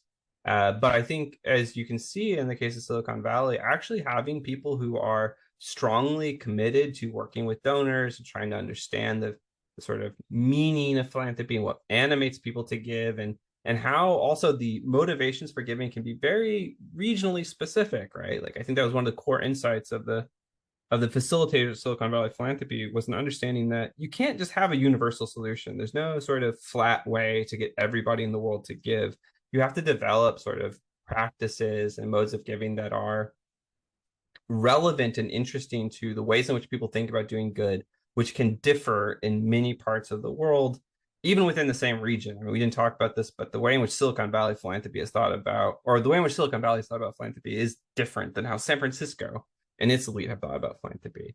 So I think for me, I would really love to see more people supporting and getting involved in actually studying philanthropy, and supporting philanthropic infrastructure. And there's a lot of ways in which that could be done. But I think if there's an opportunity in Korea, that might be one. So it's sort of a long way of answering a question, but perhaps there needs to be people who are better understanding the circumstances and needs of philanthropists in Korea, just as there needs to be more of that work done in the United States. Okay, great. So thank you for the clear answers. I think the questionnaires had a sense of what you're asking and what you're looking for. And actually, we have a lot of questions which are pending, but since we don't have much time, I'll just try to group these questions and send it to Professor Micah. And if you can kindly answer it, that will be really helpful for our participants because they have been looking forward to this lecture and they have a lot of questions, but still we have another session coming up. So would that be good, Professor? Oh, absolutely. And trust me that the next session will be so much better. I guarantee it. It is my boss, so I'm a little under pressure to say that, but no, Vera will be wonderful. And I would be happy to answer your questions. And please do, I think you can circulate my email, so please do contact me. I do not speak Korean, but I'm happy to interact through emojis or whatever else is useful. So thank you so much for your time. Sure, thank you. And I'm pretty sorry for everyone for not covering all the questions, but Micah he has his word that he'll still Yes. have a continuous contact with the Korean ecosystem. So I'll definitely share it through Luma, our registration link. And thank you. So the next lecture would be a lecture from Professor Vera. So Professor Vera, are you there right now? Yes, I think I am. I think I'm Mhm. even not on mute. Is that right? Yes, that's correct. Thank you. So I'll also give a brief introduction and then the lecture and the Q&As. Would that be good? Of course. And I Mhm. apologize that I missed your previous introduction of Micah. So yeah, so let me know if when I start to speak if I'm repeating too many things, Mhm. but yes, please go ahead. No worries. So yeah, so thank you, Micah, again for the wonderful lecture. And now we'll move to second lecture. So we talked about the history and the design and the philosophy of the Silicon Valley philanthropy. And the question that I think many of us are thinking is, then what should we do about this? And what should we do to make a better ecosystem on giving? And the reason why at the Asannanom Foundation, co-conducted this lecture is that because of the belief that impact grows when people with different strengths, like entrepreneurs, startups, and nonprofit leader, come together as two partners, it will make something different. So this session focuses on how nonprofits can build stronger long-term relationships with entrepreneur donors, creating collaboration that are both respectful and result-oriented. So please join me in welcoming Dr. Vera Mikulchek, who leads the Stanford PACS Effective Philanthropy Learning Initiative and brings practical tools for designing these kind of partnerships. So Dr. Mikulchek, the floor is all yours. I missed the very beginning of what Micah was saying, and I just want to be sure that you all know our organization, you know what it is, the Center on Philanthropy and Civil Society, which does research on philanthropy, civil society, and social innovation. And we very much care about building pipeline of scholars and practitioners who are informed by the research we do. And ultimately, as Micah was describing, we care a lot about the very thing he said we need more of, and that is effective philanthropic practice in the world. And I just want to emphasize that the talk Micah gave, for all his modesty, is really a reflection of knowing a heck of a lot about the history of philanthropy generally, and certainly philanthropy in the Silicon Valley, and being able to really tease out some critical themes and ideas, which in his delivery may seem really obvious, but they're not. It's just the smoothness of his thinking and the clarity of his thinking that make it feel very smooth. So I really want to say, it's a gift to have a scholar like him present, but also it sets up a lot of the things that we're going to be talking about in this session. And I hope we have time to answer questions at the end that relate to both of the conversations, actually, both of the presentations. I just want to highlight that we also published the Stanford Social Innovation Review, which is maybe the preeminent journal on, it's not an academic journal per se, but it's very strongly informed by the scholarship of many of the editors. And there's a Korean version, also a lot of content about Korea. And I think having a Korean language version may not be something that has been mentioned. And those are sort of my introductory comments about who we are and what we do besides the content of this particular conversation. The content of this particular conversation, as I was just alluding to, really focuses on some of the practical tools, practical values, practical ideas that I think shape relational work between donors and the nonprofit sector generally, what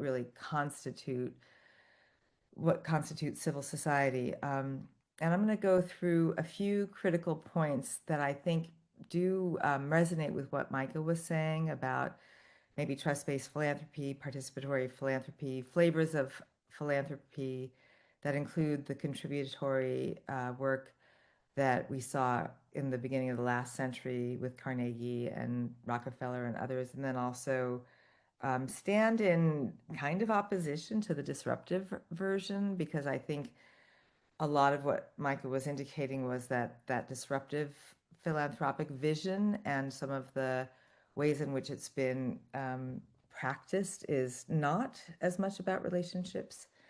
I will focus on, I think, three critical areas that are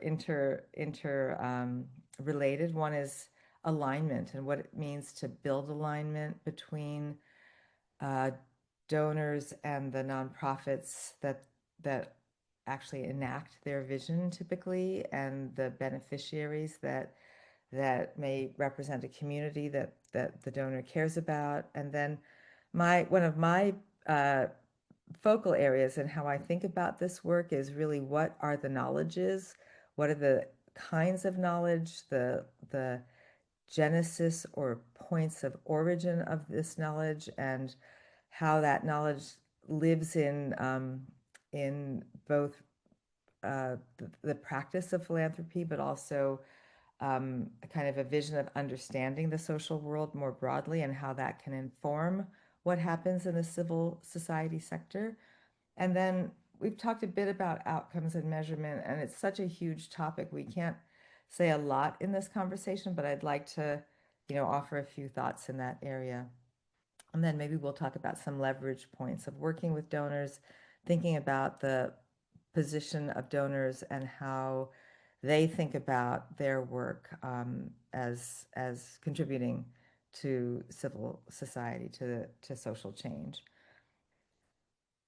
The topic that we have that we're working with together, what does it take for nonprofits and donors to build meaningful, enduring relationships, especially when donors are entrepreneurial, fast-moving, and values-driven? That's kind of the framing question that you probably saw in the blurb that introduced this talk.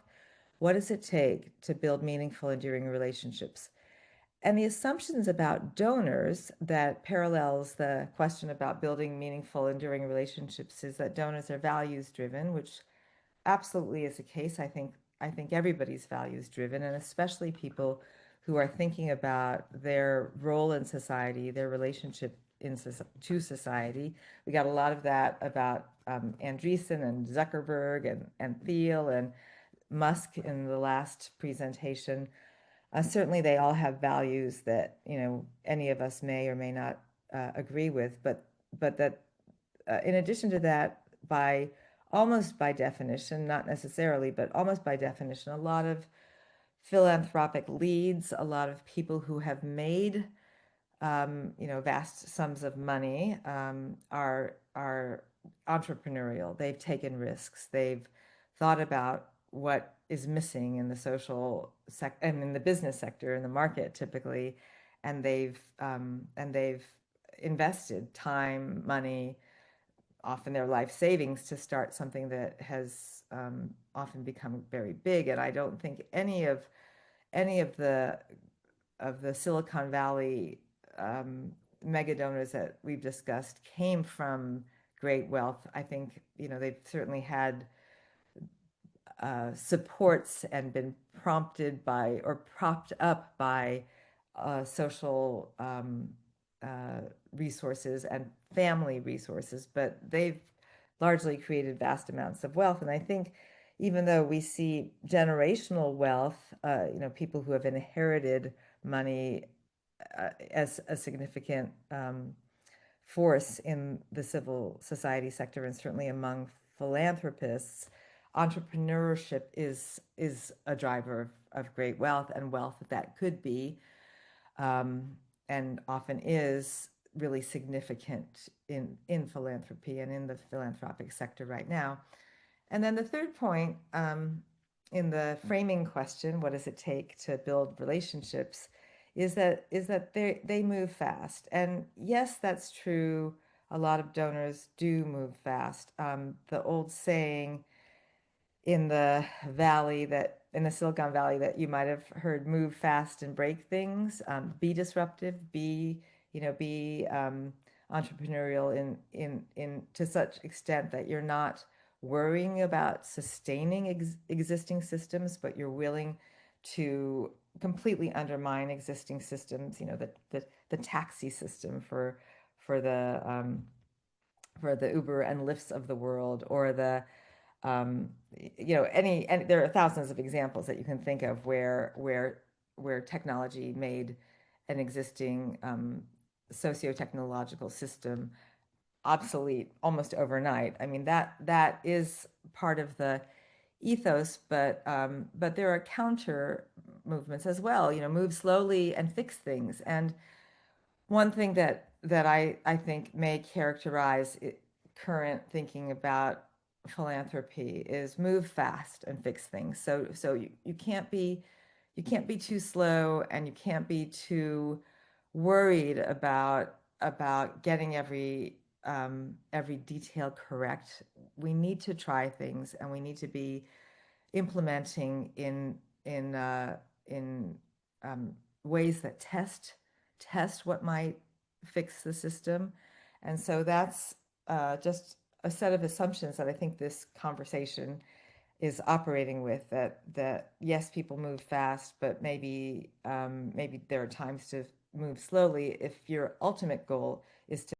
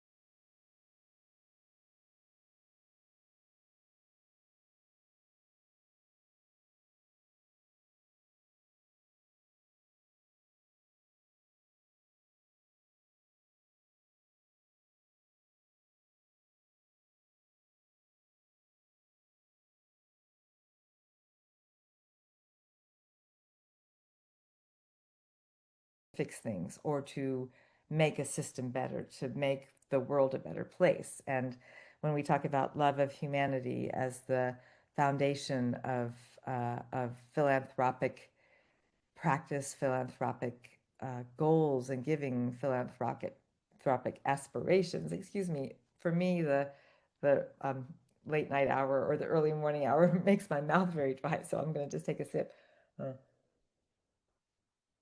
The idea that ultimately the goal is to fix things, whether it's by making an existing system better or by changing the system, is really at the heart of the philanthropic impulse.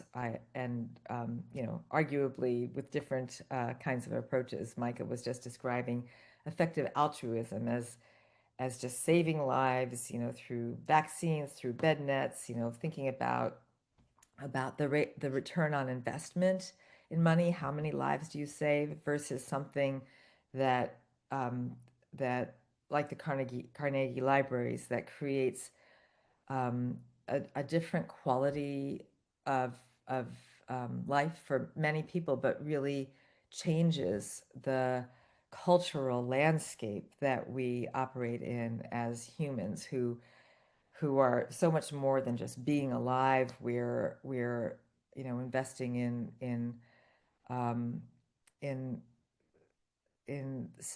matters of the spirit, matters of the mind, matters of our social relations in ways that go beyond the merely being alive. And I think that's an interesting tension in the philanthropic space right now. There's a lot of literature. There's, no end of it on what makes a relationship work, including in partnerships of professionals, in partnerships that could be researchers and practitioners, in partnerships that can be two different market-oriented entities that have different roles in that space, and certainly between a donor and a grantee or a nonprofit enacting a certain vision, and certainly the beneficiaries or communities or constituents that would benefit from a donor's giving. So I'm not going to do a long list of such things, but I do think it's important to note that throughout the literature on what makes a relationship of kind of a professional organizational matching kind of connection, what makes that kind of relationship work, there are things that I think are quite important, and certainly one is commonality of values, of assumptions, and of goals, vision, commonality in the space that the two organizations or multiple organizations wish to work in, a collaborative sensibility where they are willing to roll up their sleeves and try things together.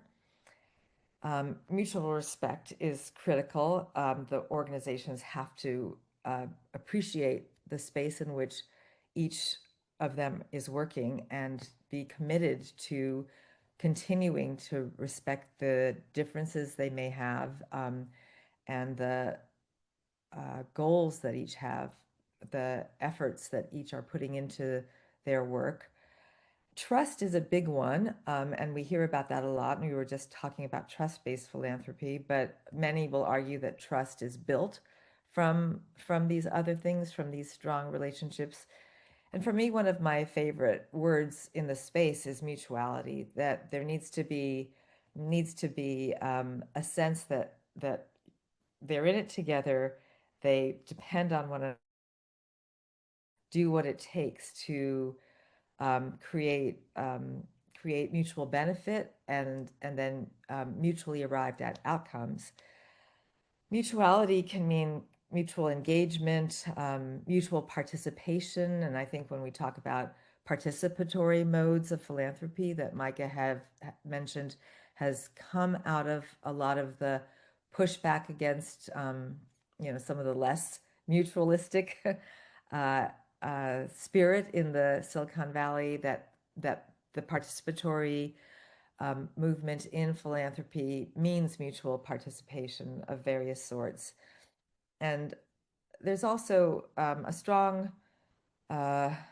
emphasis on co-creation, co-design, and I think that a lot of things is at the heart of relationship building.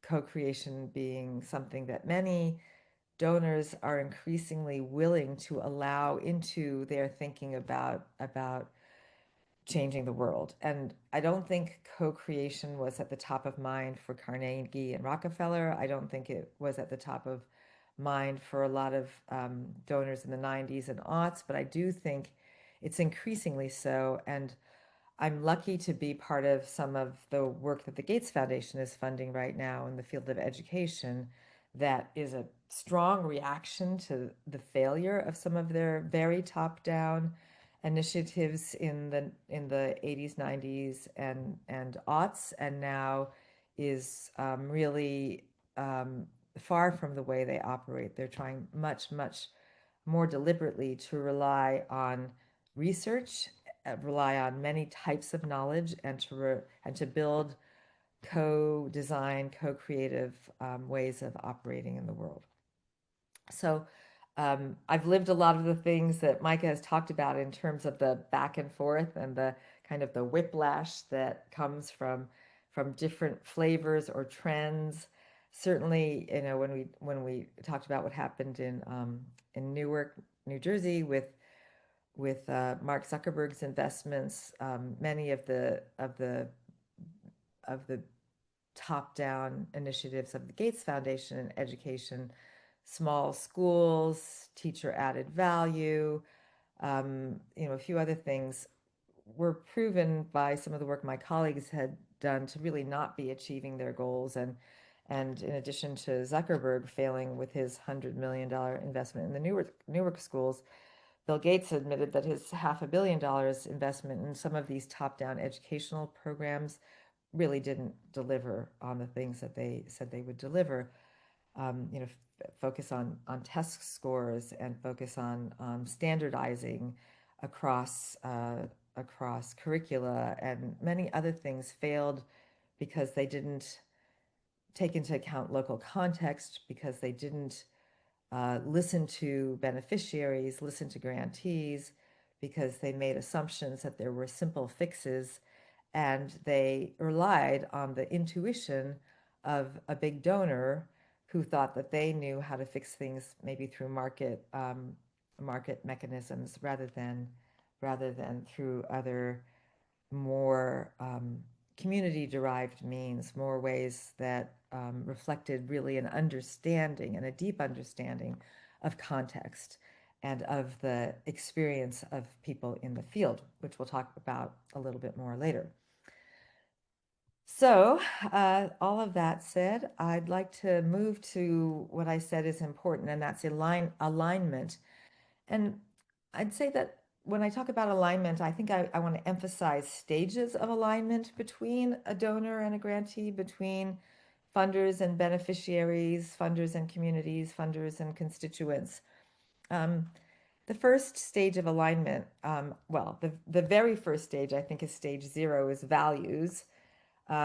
Values have to be shared for people to move into the same space, and I think values are very vague and general. And I think if a funder is looking for a nonprofit to work with, they sort of, my assumption is there's some a priori or some you know, sort of very foundational shared set of values, and they translate into something more concrete, which is goals. And we teach a class, Mike and I teach a class with Stanford undergraduates that's focused on sustainability and sustainable development. It's affiliated with the New School of Sustainability at Stanford, which was funded, you know, with over $1 billion of donor giving to really see that, you know, basically the SDGs, the kinds of goals that are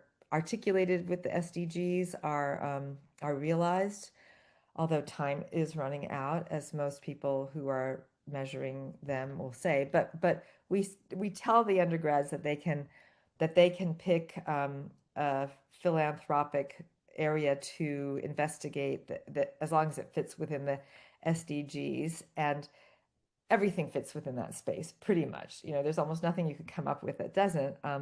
As I mentioned, my area has been education or quality education, and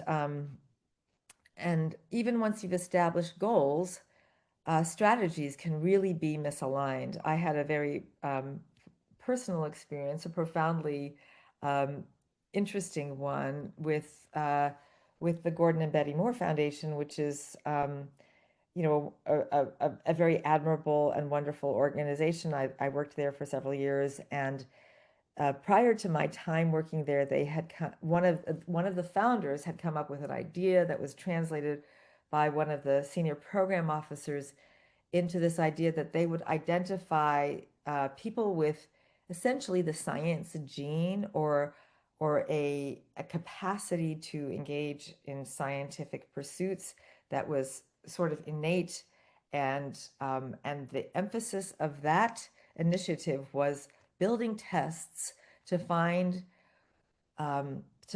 promising young scientists at even a preschool or early elementary age, and it was extremely contentious in the field. Many researchers loved the idea that they would get a lot of money to find activated learners in the science field, and a whole other contingent of researchers said, why are we trying to locate people who may have some special interest in science when pretty much every kid has an interest in science? Almost every kid has interest in the natural world. Almost every kid is curious. Well, every child is curious. I will just make that blanket statement. And the fighting was intense in the field of people who cared about good science experiences for children, mostly children who didn't have good science in school. For a lot of reasons in the US, science in public schools was not very good, and especially for underserved students. So in pursuit of equity in the space of science learning and science experience in schools, we had two very different camps. One that was, I'd say, mostly interested in the funding that the donor was willing to give for creating and administering these sort of tests around who's science activated. And this other group of people who said, why don't we just create environments where all children who are curiosity driven, which is, kind of the way the world children are built, they have supports to do that. And in the end, the person who's running that initiative now at the Gordon and Betty Moore Foundation, who's a friend and colleague of mine, has sort of won out. She was hired by this person who was looking more at testing kids, and recreated the initiative such that she's really building tools and opportunities for children worldwide to engage their natural curiosity to learn science, not just in schools, but out of schools through many different kinds of tools. And what you're seeing pictured here, I believe, is something called Foldscope, which Stanford engineer built, that allows for very powerful microscopes built from $1 worth of supplies that a child with some support can fold into a powerful microscope. So I gave a fairly long example of how strategy can be so radically different even when goals are similar. The next thing that needs to be aligned, once you've got your goals and your strategy all set, is the implementation. And implementation is a place where I think funders really miss the mark on trying to understand the complexities of implementation. I think nonprofits understand that. I think they understand it implicitly, and they understand it intuitively, and they understand it practically every day, that implementation is complex, and it's complex not just because they're trying to solve complex problems, but because conditions are continually changing in the world.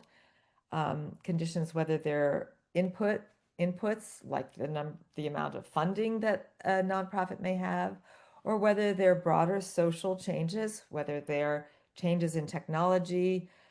You're doing youth development work, and all the youth were interested in the hands-on work in a maker space or a maker lab, and being together physically. And then you have social media affecting the motivation and the desire of youth to get together physically. Certainly one of the big disruptors will be AI. And then you also have broader, even more meta or macro changes in society, like we see with some of the moves towards greater autocracy in the world, less democratic norms that can really affect all the way down to how you are trying to address housing insecurity, or certainly educational change would fall into that. So implementation, I have been part of way too many donor driven vision moments where change is linear, change is can be determined a priori, but it's also fairly easy once you find the magic bullet. And we all know that systems are complex, and there is probably very little meaningful social change, especially when we're not intervening, in a narrow sense on, say, a health problem or a environmental problem can be defined very, very narrowly, like putting up mosquito nets to avoid malarial transmission. There's very little that isn't part of complex systems, and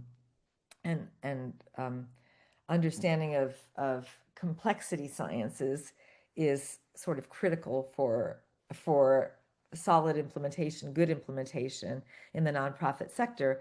I think, in my experience of the world, I'm not as youthful and sharp-witted as Micah, but I have all that, that kind of embodied sense of life from working in the nonprofit sector for my entire career. Most nonprofit workers that have dedicated themselves to it have a lot of the insights about the complexity of the systems they work in, sort of built almost as a muscle memory, certainly built into what we might call intuition, which is really, the wonderful work our not just our minds do, but our social interactions allow us to do, that creates these deeply intuitive is the word I keep using, but kind of almost a knee-jerk set of insights about what will and what won't work, and why that's the case because of the complexity of social systems. And what I have discovered is very, very often that understanding of systemic complexity that can be and is often, sort of understood in a deep way by nonprofit sector workers, needs to be communicated back to donors, needs to be communicated back to people like Mark Zuckerberg and Bill Gates, who thought they had a simple fix for educational challenges in the US, in the examples we've discussed. And I think that's an important piece that doesn't get discussed much. And there's an educative function that has to flow in the direction from nonprofits and nonprofit leaders and their research partners and colleagues back to donors, done, with all the discretion that needs to be done. But that doesn't happen enough in my experience. And that it's not a one-off. It's a constant process of iteration, that we are always, if there's a problem that hasn't been solved by definition, the approach has to be innovative, right? Because nobody's figured out how to do it. They've either not figured out how to solve the problem itself, like the problem of housing insecurity in this country, in the U.S., or they haven't figured out how to build the social will or the political will to address the problem in ways that could solve it. And so often when we start a project or an initiative, or when a donor thinks that they can make a big difference, like Mark Zuckerberg in Newark, we think, okay, will this work? Will it work the way I've strategized it? And the honest answer is typically that we don't really know. We have to try. We have to try. And as we try, we have to keep our eyes and ears very, very open as to what kinds of feedbacks are coming to us in these iterative loops. So donor and leader, donor and person actually doing the work, of which I think most of you are people actually doing the work on the ground, need to be in conversation about these iterations of attempting things. We've seen the cycle. A lot of us have seen, you plan, do, test, and reflect, or there's many versions of that cycle that feeds into the iteration, but it's trying things and then figuring out if they've worked or not. Beyond implementation, we've talked about evaluation and understanding, what is happening with the attempted interventions or attempts at social change. And using the education example, because Micah certainly brought that up, but I also have more experience in that space than any other. A lot of emphasis has been on understanding if inputs to teacher practice, teacher professional development, teacher training, if that's really where you should measure. Should you measure how well teachers are performing, or should you measure student outputs on student outcomes on tests as a measure of teacher performance? And what we've seen in many instances is that there are too many other social conditions affecting children to use children test scores as an outcome measure for teacher performance. And also, test scores can be a very poor indicator of what the climate and what the quality of classroom instruction is, because test scores tend to measure something fairly narrow for all kinds of social reasons. And Micah was mentioning the work of his colleague. Why can't I think of Aaron's last name right now? But anyway, of his colleague. Yeah. Thank you, Aaron Horvath. Just brain moment. And really, what I think a more sophisticated, more interesting, and more meaningful target of measurement for educational change in a school, just using that as an example, would be the classroom climate. How safe do children feel? How much do they have agency to explore ideas that are meaningful to them? How much does that allow them to engage with content in ways that matter to them, that are relevant to their lives, and that inspire them to be active learners, to be engaged with the content, to be interested in school and interested in the experience of school? That probably is a better measurement. And how does that get measured? It probably gets measured through observations and mechanisms that don't devolve down to simple test scores, to simple paper and pencil kinds of studies. Then how do you do it? You can do it. I was just mentioning observations. You can do it through focus groups. You can do it through through tried and true measures of like health outcomes. You can do it through personal response, through there's a standard term for that, through actually soliciting input from participants, from people who would be beneficiaries, self-report. That's the term I'm looking for.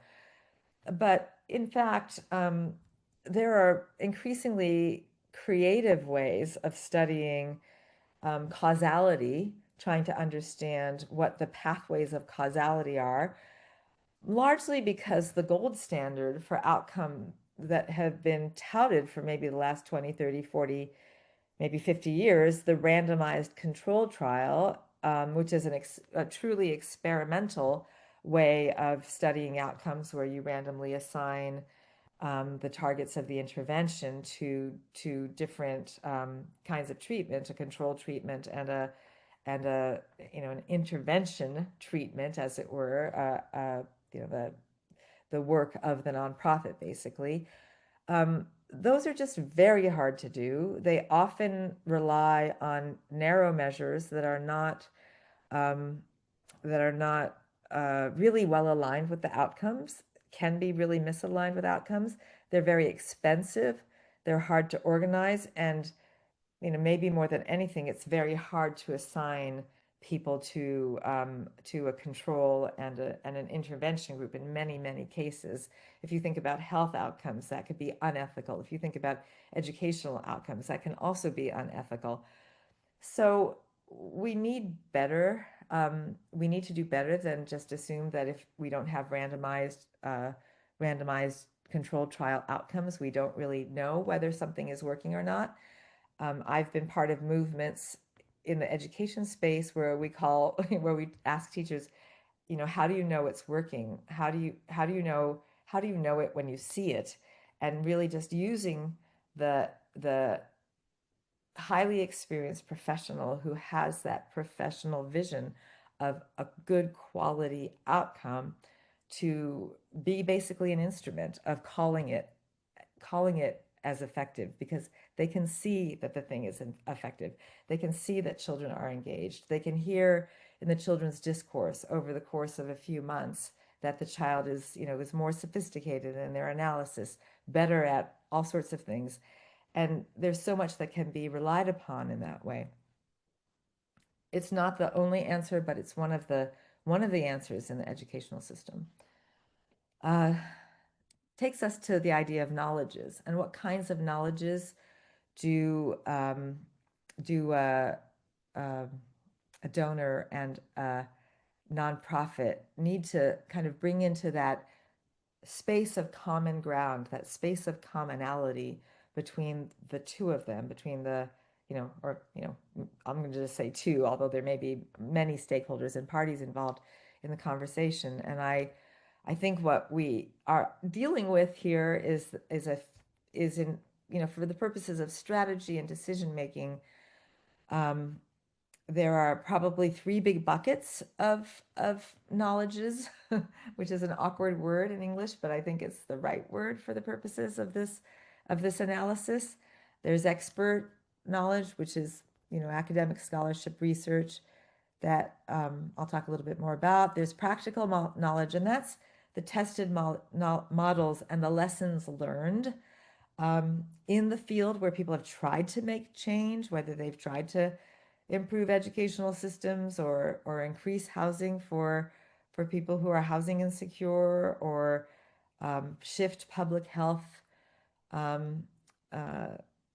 initiatives such that we reduce obesity and change the obesogenic kind of food system that we live in. These are things that many different nonprofits have worked on, many different donors have tried to fund, and we're absolutely at a moment, I believe, where we need greater mutual understanding or shared understanding across efforts to make a difference. And then there's the lived experience, the grounded experience and wisdom of people in communities that know what they need, know what they want, are capable of architecting their own future, of building, not just building a vision for what needs to change in their communities, but thinking about some of the structural changes that could happen. So a little more in depth, this expert academic scholarship knowledge research that can be a point of commonality and coming together between donors and nonprofits, that can build trust and increase the faith that the donor has in the nonprofit. One of the kinds of knowledge that can inform this work that I think is underused in many, many instances, probably across the philanthropic landscape, and I've seen it in organizations that absolutely have the resources to do a better job at bringing in academic expert knowledge, is that some of the qualities of this is that they're going to be foundational insights. These foundational insights are going to be, the robust and rigorous research that comes from an academic department, an academic program that may have decades of findings in it. But a lot of foundational research, as we know, is application agnostic. It's unspecific. It isn't designed to inform applied work. It's designed to describe phenomena in the world without necessarily being oriented to making the world better. It is understanding human behavior, understanding psychological processes, understanding sociological processes, understanding culture, and then understanding many, many things that are fundamentally scientific, even understanding how institutions work, but not thinking about how that would make the world a better place. And that's kind of a characteristic of basic research. So it needs to be translated. It needs to be made applicable. The relevance needs to be made clear, because the relevance often of any kind of academic foundational research can be unclear. And then there are mixed results and contradictions that need to be reconciled, dealt with in applying academic research to social change. And these are difficult to reconcile and aggregate, these studies, and it takes a special kind of applied research plus practice view to really make that kind of change. But I think to the extent that nonprofits and donors are looking at expert knowledge, it certainly can build, again, common ground, a common language and discourse for them to create deeper relationships, and relationships that have knowledge that can be mobilized to strategize the work that they're trying to do, and make for better decisions along the way in that iterative cycle when decisions are going to have to be made about what seems to be working and what's not working. Then the practical knowledge I alluded to before. I've been part of foundation initiatives that have said, okay, all you mega foundations, all the Gateses and and Chan Zuckerbergs and Hewletts and Packards and everybody else under the sun, let's share our failures. Let's not just share our successes. And they've made the agreement that they're going to do this, and then even the initiating foundations get scared and get cold feet and don't share their failures, because a lot of donors and a lot of foundations are very, very sensitive to their brand and how their brand is seen, and the kind of respect that they have in the field, how they reflect on the founders' legacy. A lot of it is the founder's legacy is something to be protected and cared for, and because of that, there's a real lack of systems for sharing tested models, where tested models and lessons learned from tested models may be one of the most important sources of not recreating the wheel, not making the same mistakes. And I think we're at a moment historically with the advent of large language models and artificial intelligence more generally, where there's going to be more difficulty in hiding what has and hasn't worked. I mean, the Zuckerberg foray into public schools in Newark and the Gates Foundation failures in education, a lot of the reveal there was through journalists and through sort of less systematic, more accidental revelations than through the willingness of funders to share what they have failed at, to share what they know, and to do that in a collaborative way with the nonprofits that they charged to execute on their vision in many cases. So that's, I think, a really important part of knowledge that can be, again, made in the common problem space, the common ground where donors and nonprofits are working and can build a stronger relationship. And then finally, the lived experience of people who are being served, constituents, communities, beneficiaries. We have to learn from them. There are just, innumerable cases of where the wisdom that is on the ground is a necessary input into, if I may, the kind of the donor nonprofit system that of knowledge and insight and understanding that has to be there. But as Micah alluded to, who speaks for the community? Who speaks for the beneficiaries? We have, again, a lot of historical examples of misguided assumptions about who speaks for the community. And one of my favorite is when the U.S. Invaded Iraq on the presumption that Saddam Hussein had something to do with 9/11, which he most certainly did not really. We relied on an informant, Ahmed Chalabi, who said, "Oh yeah, when the U.S. invades Iraq, the people of Iraq are going to be lining the streets with roses for the American military, and it's going to be just a slam dunk win." But instead, we've seen decades of continuing strife because of lots of social conditions in Iraq that were ignored, if not understood.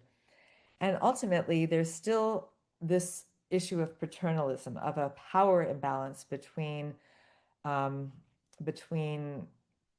course, philanthropists and beneficiaries, philanthropists and nonprofits, and there's a need in recognizing grounded experience, wisdom on the ground, to recognize that enough so that it moderates or overcomes much of the paternalistic thinking that we see is a problem of, the hierarchy, the power imbalance in philanthropic practice.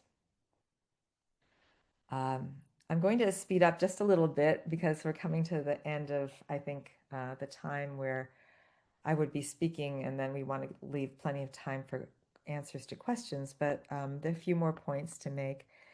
And the third area that I started off with saying that where donors and nonprofits can really build relationship is in understanding outcomes, understanding results along that iterative process chain that I had mentioned before. I mentioned, understanding the what should be measured. We talked about this example of schools and then how to measure it. That's part of it. And then understanding these iterative cycles. When do we ask questions about how it might work, if it's working at all? How do we make it work better? What may work for more people, maybe in a more sustained way for longer term? These are questions that will be answered differently depending on which cycle of iteration is being tested and where the information, the feedback is coming. A lot of times we talk about results chains.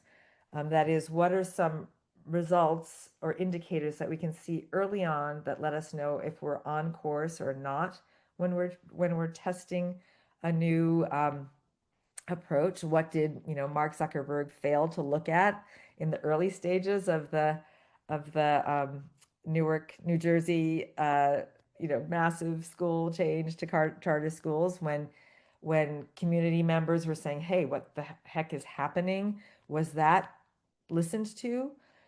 Probably not. When community members were saying, we don't want our public neighborhood schools taken apart in favor of charter schools where, kids get sorted and not every kid gets to go to the same school, and we don't have universal inclusion because charter schools get specialized.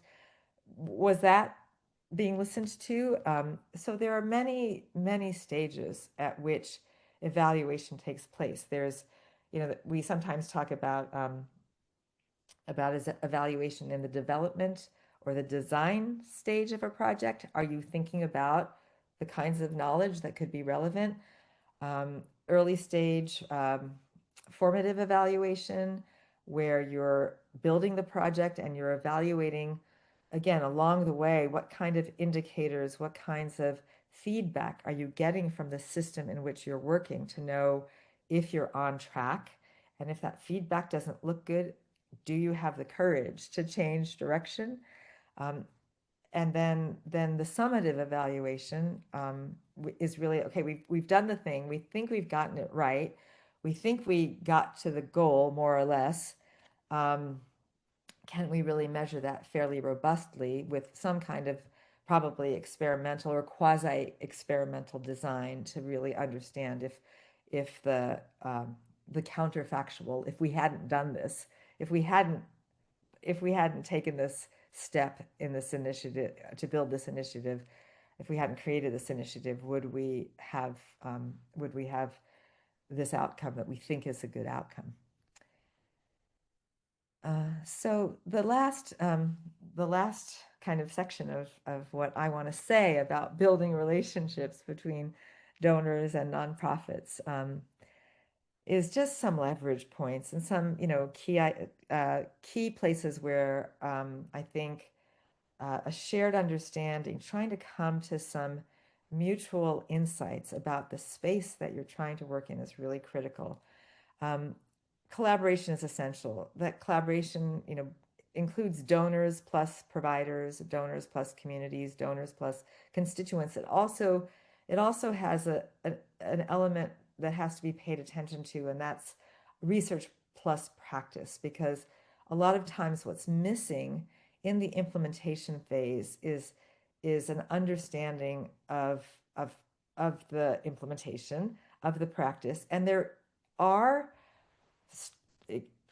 traditions of implementation research, that is, research on the implementation phase of a project or of an initiative.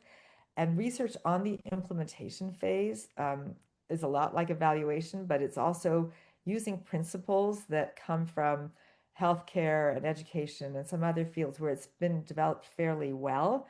And there are strategies for that some research communities apply. I've talked about co-creation. There's co-creation of strategy. There's co-creation of knowledge.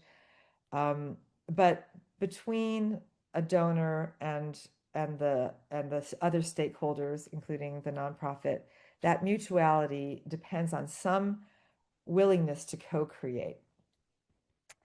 And then coordination. Most donors really care a lot about scale, and I don't know why it shouldn't say coordination there. That's a mistake. But for mutuality, scale oftentimes means that more stakeholders are invited, more funders are invited. There's collaborative funding. There's sharing of insights and knowledge between nonprofit operations, and combining resources collectively also can make for less strong donor influence on outcomes for a nonprofit, because no donor gets to claim that they're gonna shape the space. In my last 5 minutes before we move to questions, I'm going to say that I don't mean to suggest through this discussion that big infrastructure needs to be built, that a bunch of advisors and talking heads need to be, that donors or nonprofits should be overly influenced by researchers or other consultant types who can help them. And I certainly don't mean to suggest that overly messy, thorny, convoluted looks at systems. But I do think we want to, be well informed, be mutually inspired, be willing to work together in a collaborative way, be committed to the relationship, and I think that commitment to the relationship and working through the challenges of the relationship, which here is symbolized by the ring of people holding hands, is really critical. And then ultimately committed also to the use of common resources and tools, which of course is being enhanced greatly by AI right now. There's just a lot more access to resources and tools. I mentioned trust early on, and trust is an aspect and an outcome of the relationship. It should be something that gets built through relationships. That how we deepen our relationships with partners, with funders, is the mechanism through which we gain trust. And that once you've built a stronger relationship, you have created ultimately better outcomes. And I think that's a statement that I'll stand behind, that these strong relationships where there's mutuality of insight, of ideas, of approaches, of understanding, of examining the work being done on the ground, that creates better strategies, that creates better decisions at critical decision points. And that's a stronger way of achieving mutual goals, which means that there has to be communication, transparency between funders and nonprofits. So for entrepreneurial donors, what does it take for nonprofits and donors to build meaningful, enduring relationships, especially when donors are entrepreneurial, fast-moving, and values-driven? I'd say as a summary slide, starting with values that lead to goals, that help develop strategies, need to use multiple sources of knowledge, learn along the cycles of implementation, iterating and keeping an eye on outcomes, both very short-term results and ultimate outcomes, and adjusting as much as is needed, and then evaluating results along the way at micro and macro levels of outcomes to improve the efforts and make better decisions. That's the summary.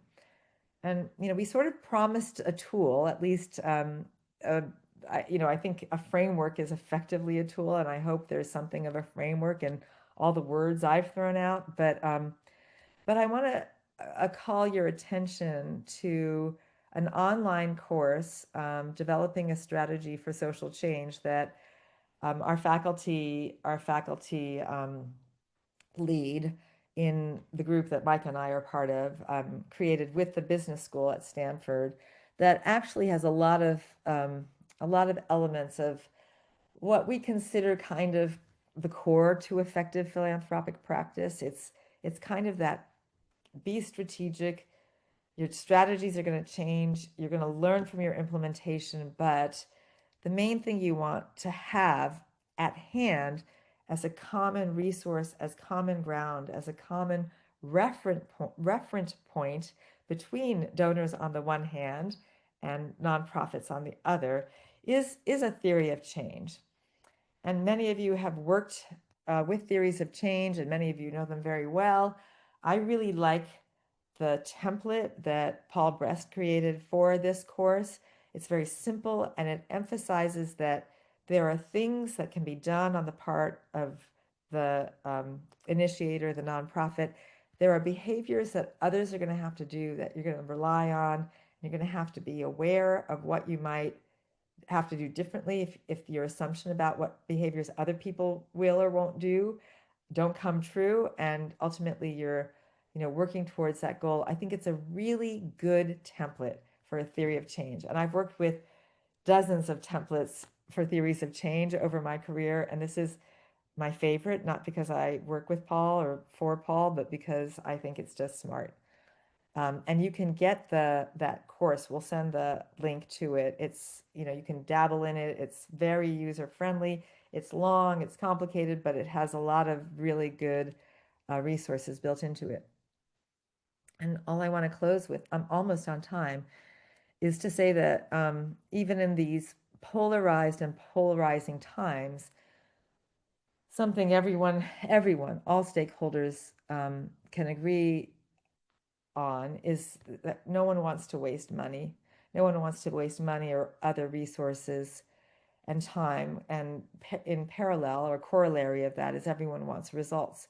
You know, we all care about making the world a better place, housing the unhoused, feeding the hungry, educating, you know, those who have not had the opportunities that the wealthier or the more well-served have. So we all want results. We all want, in the process of achieving those results, we want respect. And the best way forward is together. And that's why this is the topic of the moment, is that we really think about the mutuality that we need to engage, we need to activate for good outcomes. And that's the end of me talking. And I hope that, Micah, you're still here. I hope you help answer the questions, because I have so much faith in what you would say. Mhm. Thank you, Professor Vera, and also Micah, for staying up in such a early time at night. I think it's around 4 or 3 a.m. at San Francisco, if I'm right. Yep. And I think the lecture was insightful on the sense that when you engage with donor relationship, whether it's entrepreneur or not, it's very important to make an alignment in the first step when you're like making a product or a project which is impactful to society. So I think it would be good if I can like introduce you some questions related to the Korean context. So that might be helpful for people to understand. So would that be good? Yes, please. And again, I'm not the only person that will have opinions. So if anybody else would like to chime in, whether it's you, Daniel, or Micah, or any of your colleagues. Okay, please. Great. So the first question would be from a person from a university. So in Korea, many universities lean on alumni segments. From your experience, how do we frame the ask for entrepreneur alumni to to donate in a better mindset, not just for nostalgia? And do you have any examples for in cases of universities where entrepreneur donors give? Yeah, I think aligned with what Micah was saying about the way entrepreneurial donors think, they really do care um, about breakthrough innovations. And one of the best examples is what I mentioned earlier, the Doerr School of Sustainability. John Doerr gave, I think, $1.1 billion to Stanford to create a school of sustainability that would integrate sustainability sciences, earth sciences, and geological sciences and planetary sciences, alongside the social sciences that affect and would affect implementation strategies. Typically, the social sciences don't get given as much weight in the processes, but we know a lot about what needs to happen. We know a lot about what needs to happen scientifically for sustainability, but we haven't necessarily aligned that with our social scientific understanding of how to build awareness, make change, bridge polarized views of what's happening with the climate. And so the vision there was to create something that's filling a gap. And I think even though my group strongly advocates giving unrestricted funds and multi-year funds, a project that aligns with the values and aligns with the concerns of the ultra high net worth that can be suggested or tap into some of their personal passions certainly could mobilize more funds into the alumni giving space. Great. So I think the second question would be also related to the Korean context. So many self-made founders in Korea prefer immediate relief because they themselves has been living in difficult conditions in the past. So how can you persuade them to give a more structural bet? I really love that question, and it's been plaguing my mind too, because and this is like the really interesting data point. I believe that direct cash giving to people who lack funds has proven to have a structural effect in the longer run, because people are able to start building wealth through investing in their children's education or their, a small business or other things. So there's a real tension between I think the kinds of outcomes that come from relief and aid and charity in the traditional charity sense and structural change. It's not that it's either one or the other. They can be very complementary. And I would absolutely love Micah to say something about this, if you would, because I think you may have some insights into that question.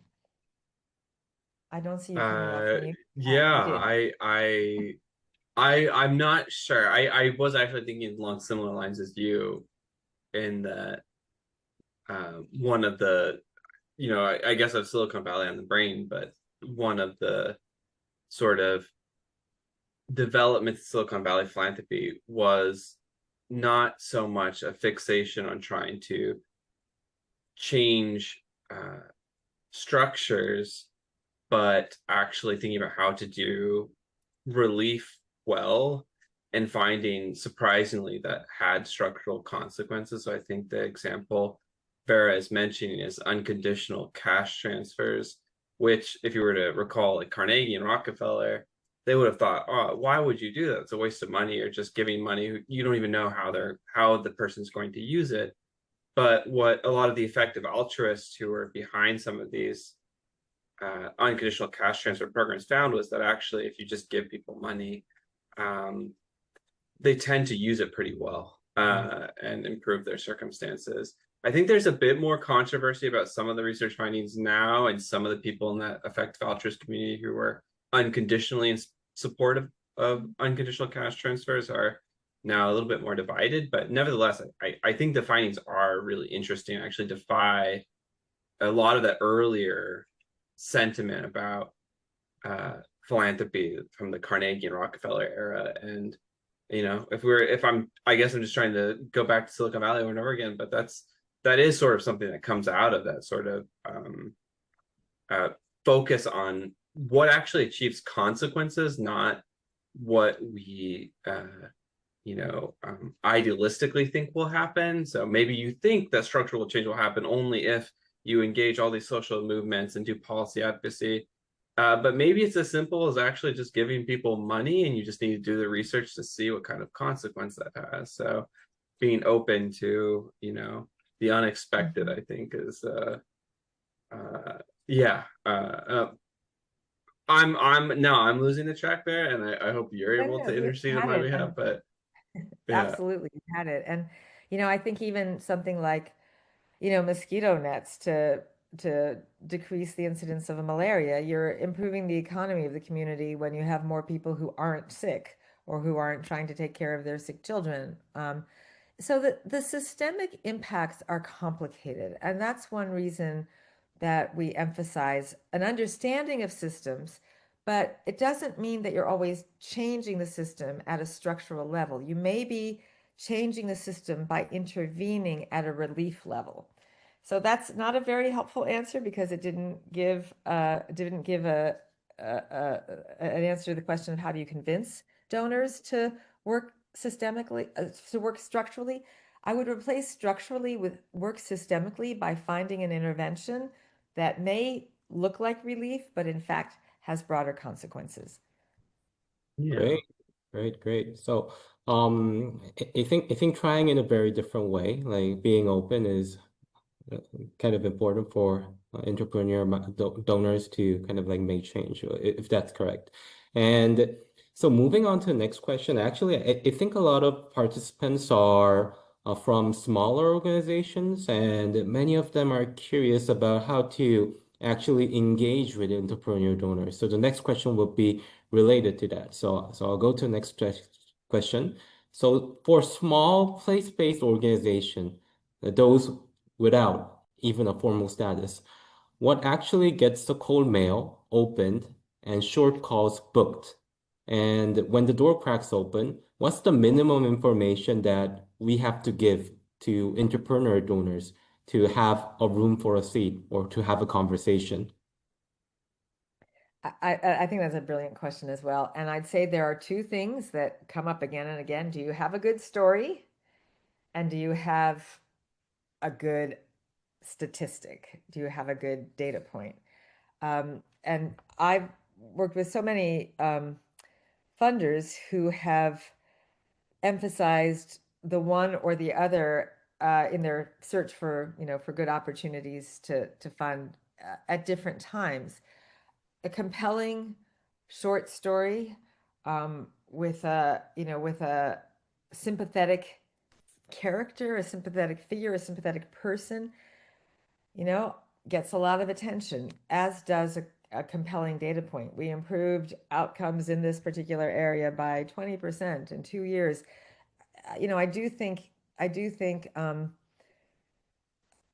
one or the other is typically what donors are looking for, and will maybe pay attention to. I think in the US, with almost 2 million nonprofits, many of which have duplicative missions, I think the use of technology, and especially AI, is going to lead to a consolidation of some of those nonprofits and allow them to use their resources to get to attract attention from donors more effectively. There may be a third attention getter besides a good story and besides data points, and that is a really compelling idea for how to change the world. And getting any of these through communication channels when everybody's inundated with more ideas, information, images, content than ever before, obviously, is the challenge. But that is that's the trick. I think collective action and looking at collectives of donors and looking at collectives of nonprofits is also a really critical move at this point. Mm-hmm. Yes, that's very insightful. I think in Korea we also see a surge of products which use AI to like impact the measurements and make a good narrative and also a solution. So maybe it's a world trend. So I think the next question would be about how to deal with CSR and government, because we have been talking with entrepreneur donors right now. But in Korea, a lot of organizations are working for government funding and also for CSR funding. So if they have limited resources, what would be like a key breakthrough point they can earn the money or the funds?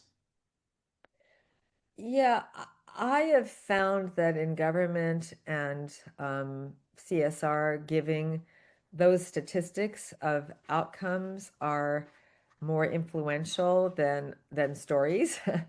And it's hard to come up with the eye-catching statistic or the eye-catching outcome that really represents the project or the program or the nonprofit accurately, but also is strong enough to claim impact.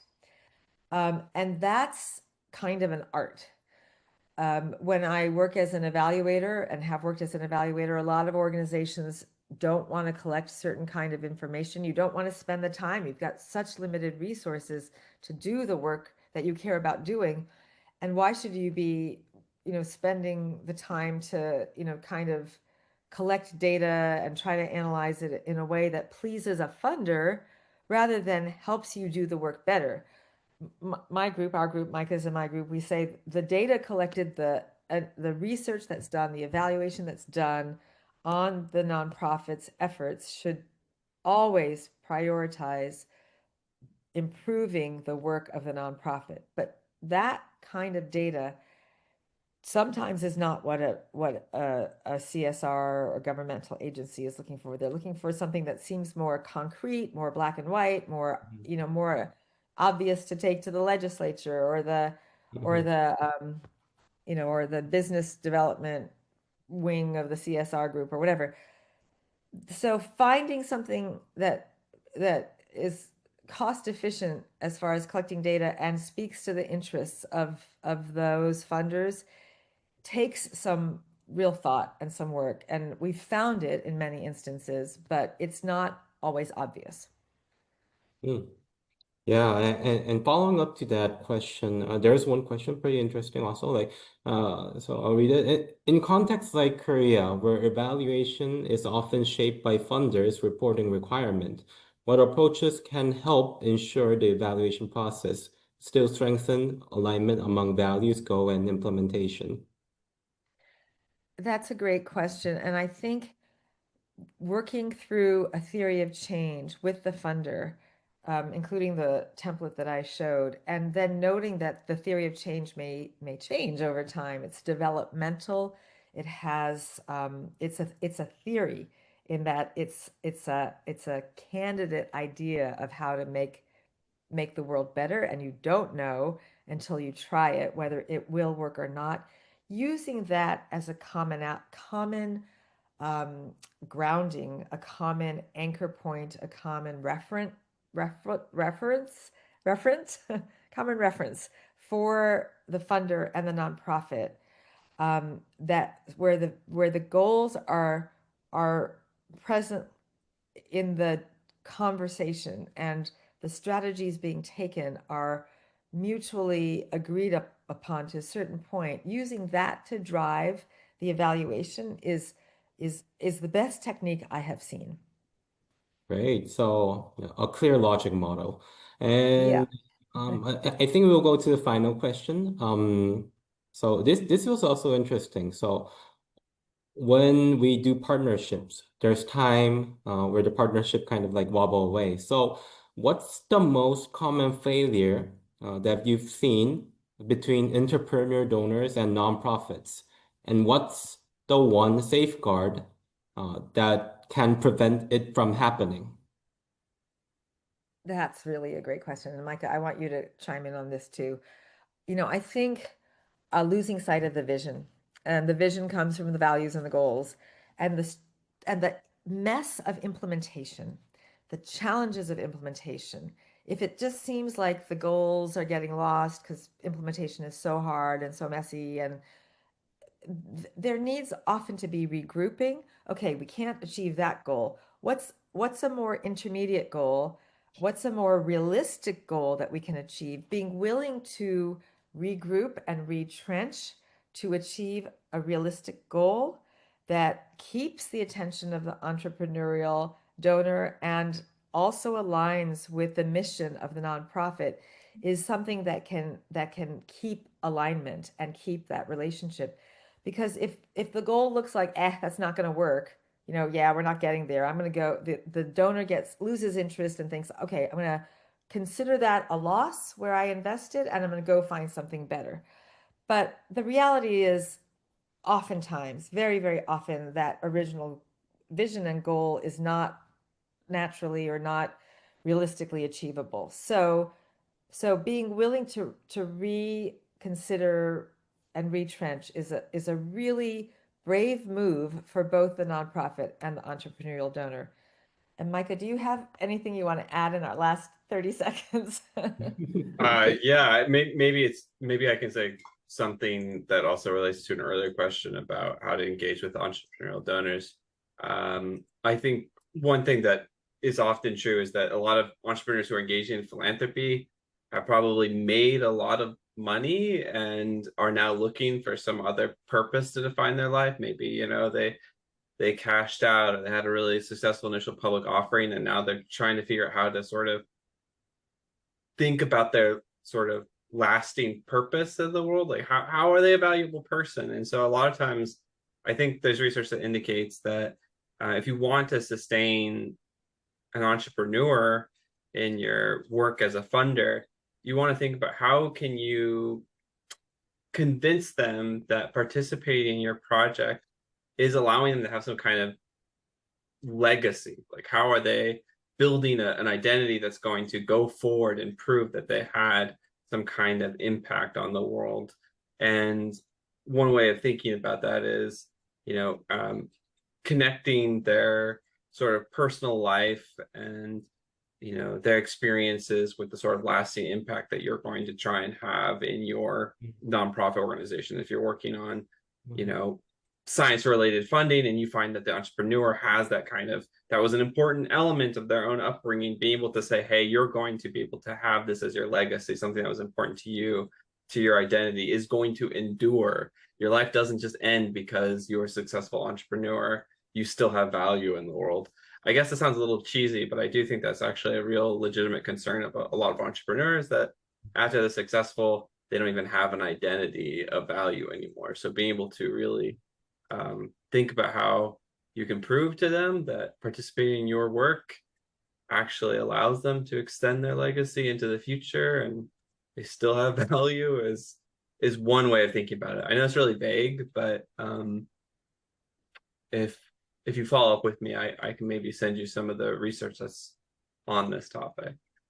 I think that's a very insightful and very appropriate ending, is that, the relationship between the funder and the people who are realizing the funder's vision is really about caring to make a difference in the world and having actually made that difference, being an instrument for changing the world, being a cause for social change. And that mutuality, and I love the word mutuality, is really going to be critical to any appeal. Thank you for that, Micah. Yeah, and just one last question about it's about the ecosystem part actually.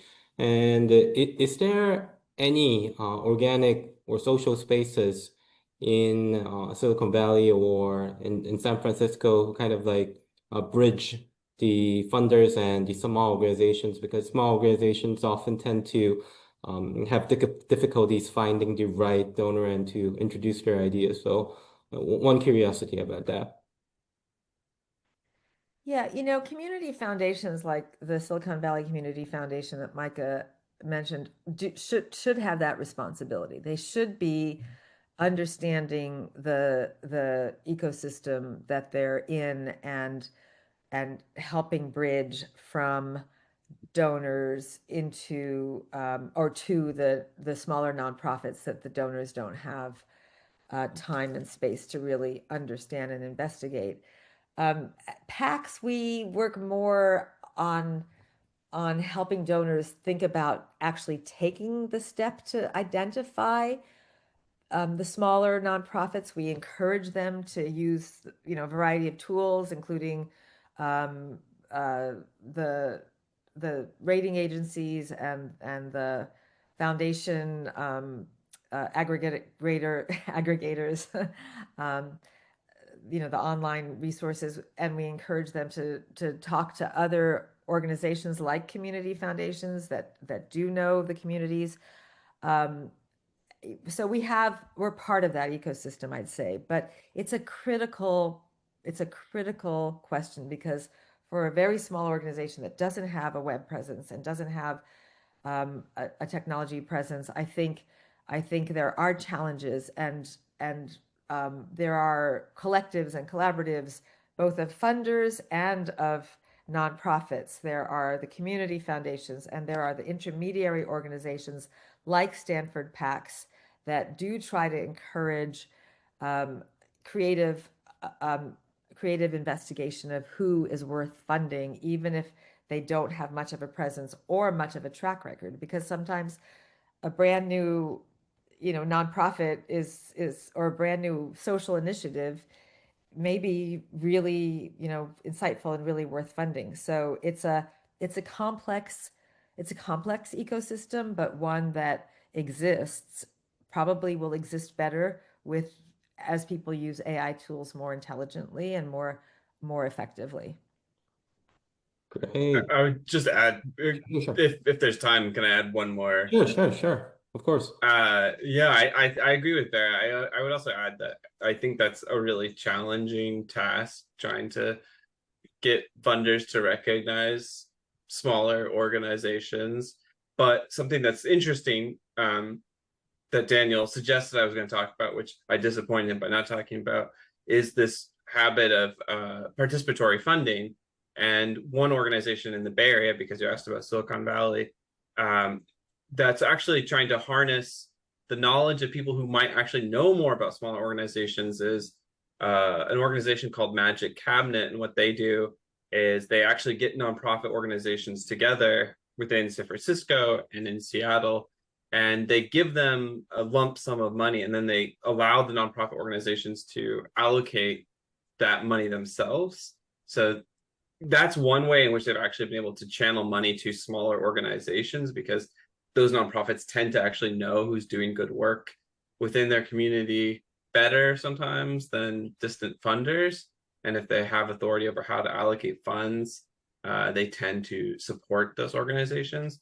It's not a direct answer to your question, but I suppose it does indicate the potential value of more participatory models of philanthropy and being able to surface these kind of interesting smaller projects that might not be readily visible to sort of, big donors out there. So check them out, Magic Cabinet. Yeah. I think including me, the participants would definitely think that we would like to hear more about the ecosystematic part in San Francisco. So maybe we can like do a session next time about that, because that sounds very interesting. And I think in Korea we are also trying to make a good pipeline for nonprofits to thrive and to make more innovational projects more sustainable. So that might be our next session if that's good. And yeah, and I think it's almost time, so we'll have to wrap up the Q&A session. And if the question and for the questions which aren't answered right now, I'll try to send it to Professor Vera or Micah, so the people who are participating can have a clear answer. And I'll definitely share what we can to make this conversation ongoing. So thank you very much for your generosity and your time. I know it's like almost like 4 a.m. or 5 a.m. in San Francisco right now, and we're very, very grateful for you and you for participating. And I think your work made the Korean ecosystem more insightful, and listening to all of the stuff was amazing for me also. So we'll try to pay it forward, the ideas that you gave us, and we'll try to spread them more. Thanks. 예, 이제 모두 참석해 주셔서 너무너무 감사합니다. 저희가 10분 정도 늦었는데 좋은 질문들이 너무 많아가지고 예, 살짝 늦어진 부분은 양해 부탁드립니다. 예, 그럼 이제 세션을 마무리하도록 하겠고요. 다음 행사는 10월 15일인데요. 자세한 내용은 채팅창에 올라온 그 글로벌 특강 공지를 확인해 주시면 좋겠습니다. 예, 오늘 너무 고생 많으셨고 다음에 또 뵙겠습니다. 감사합니다.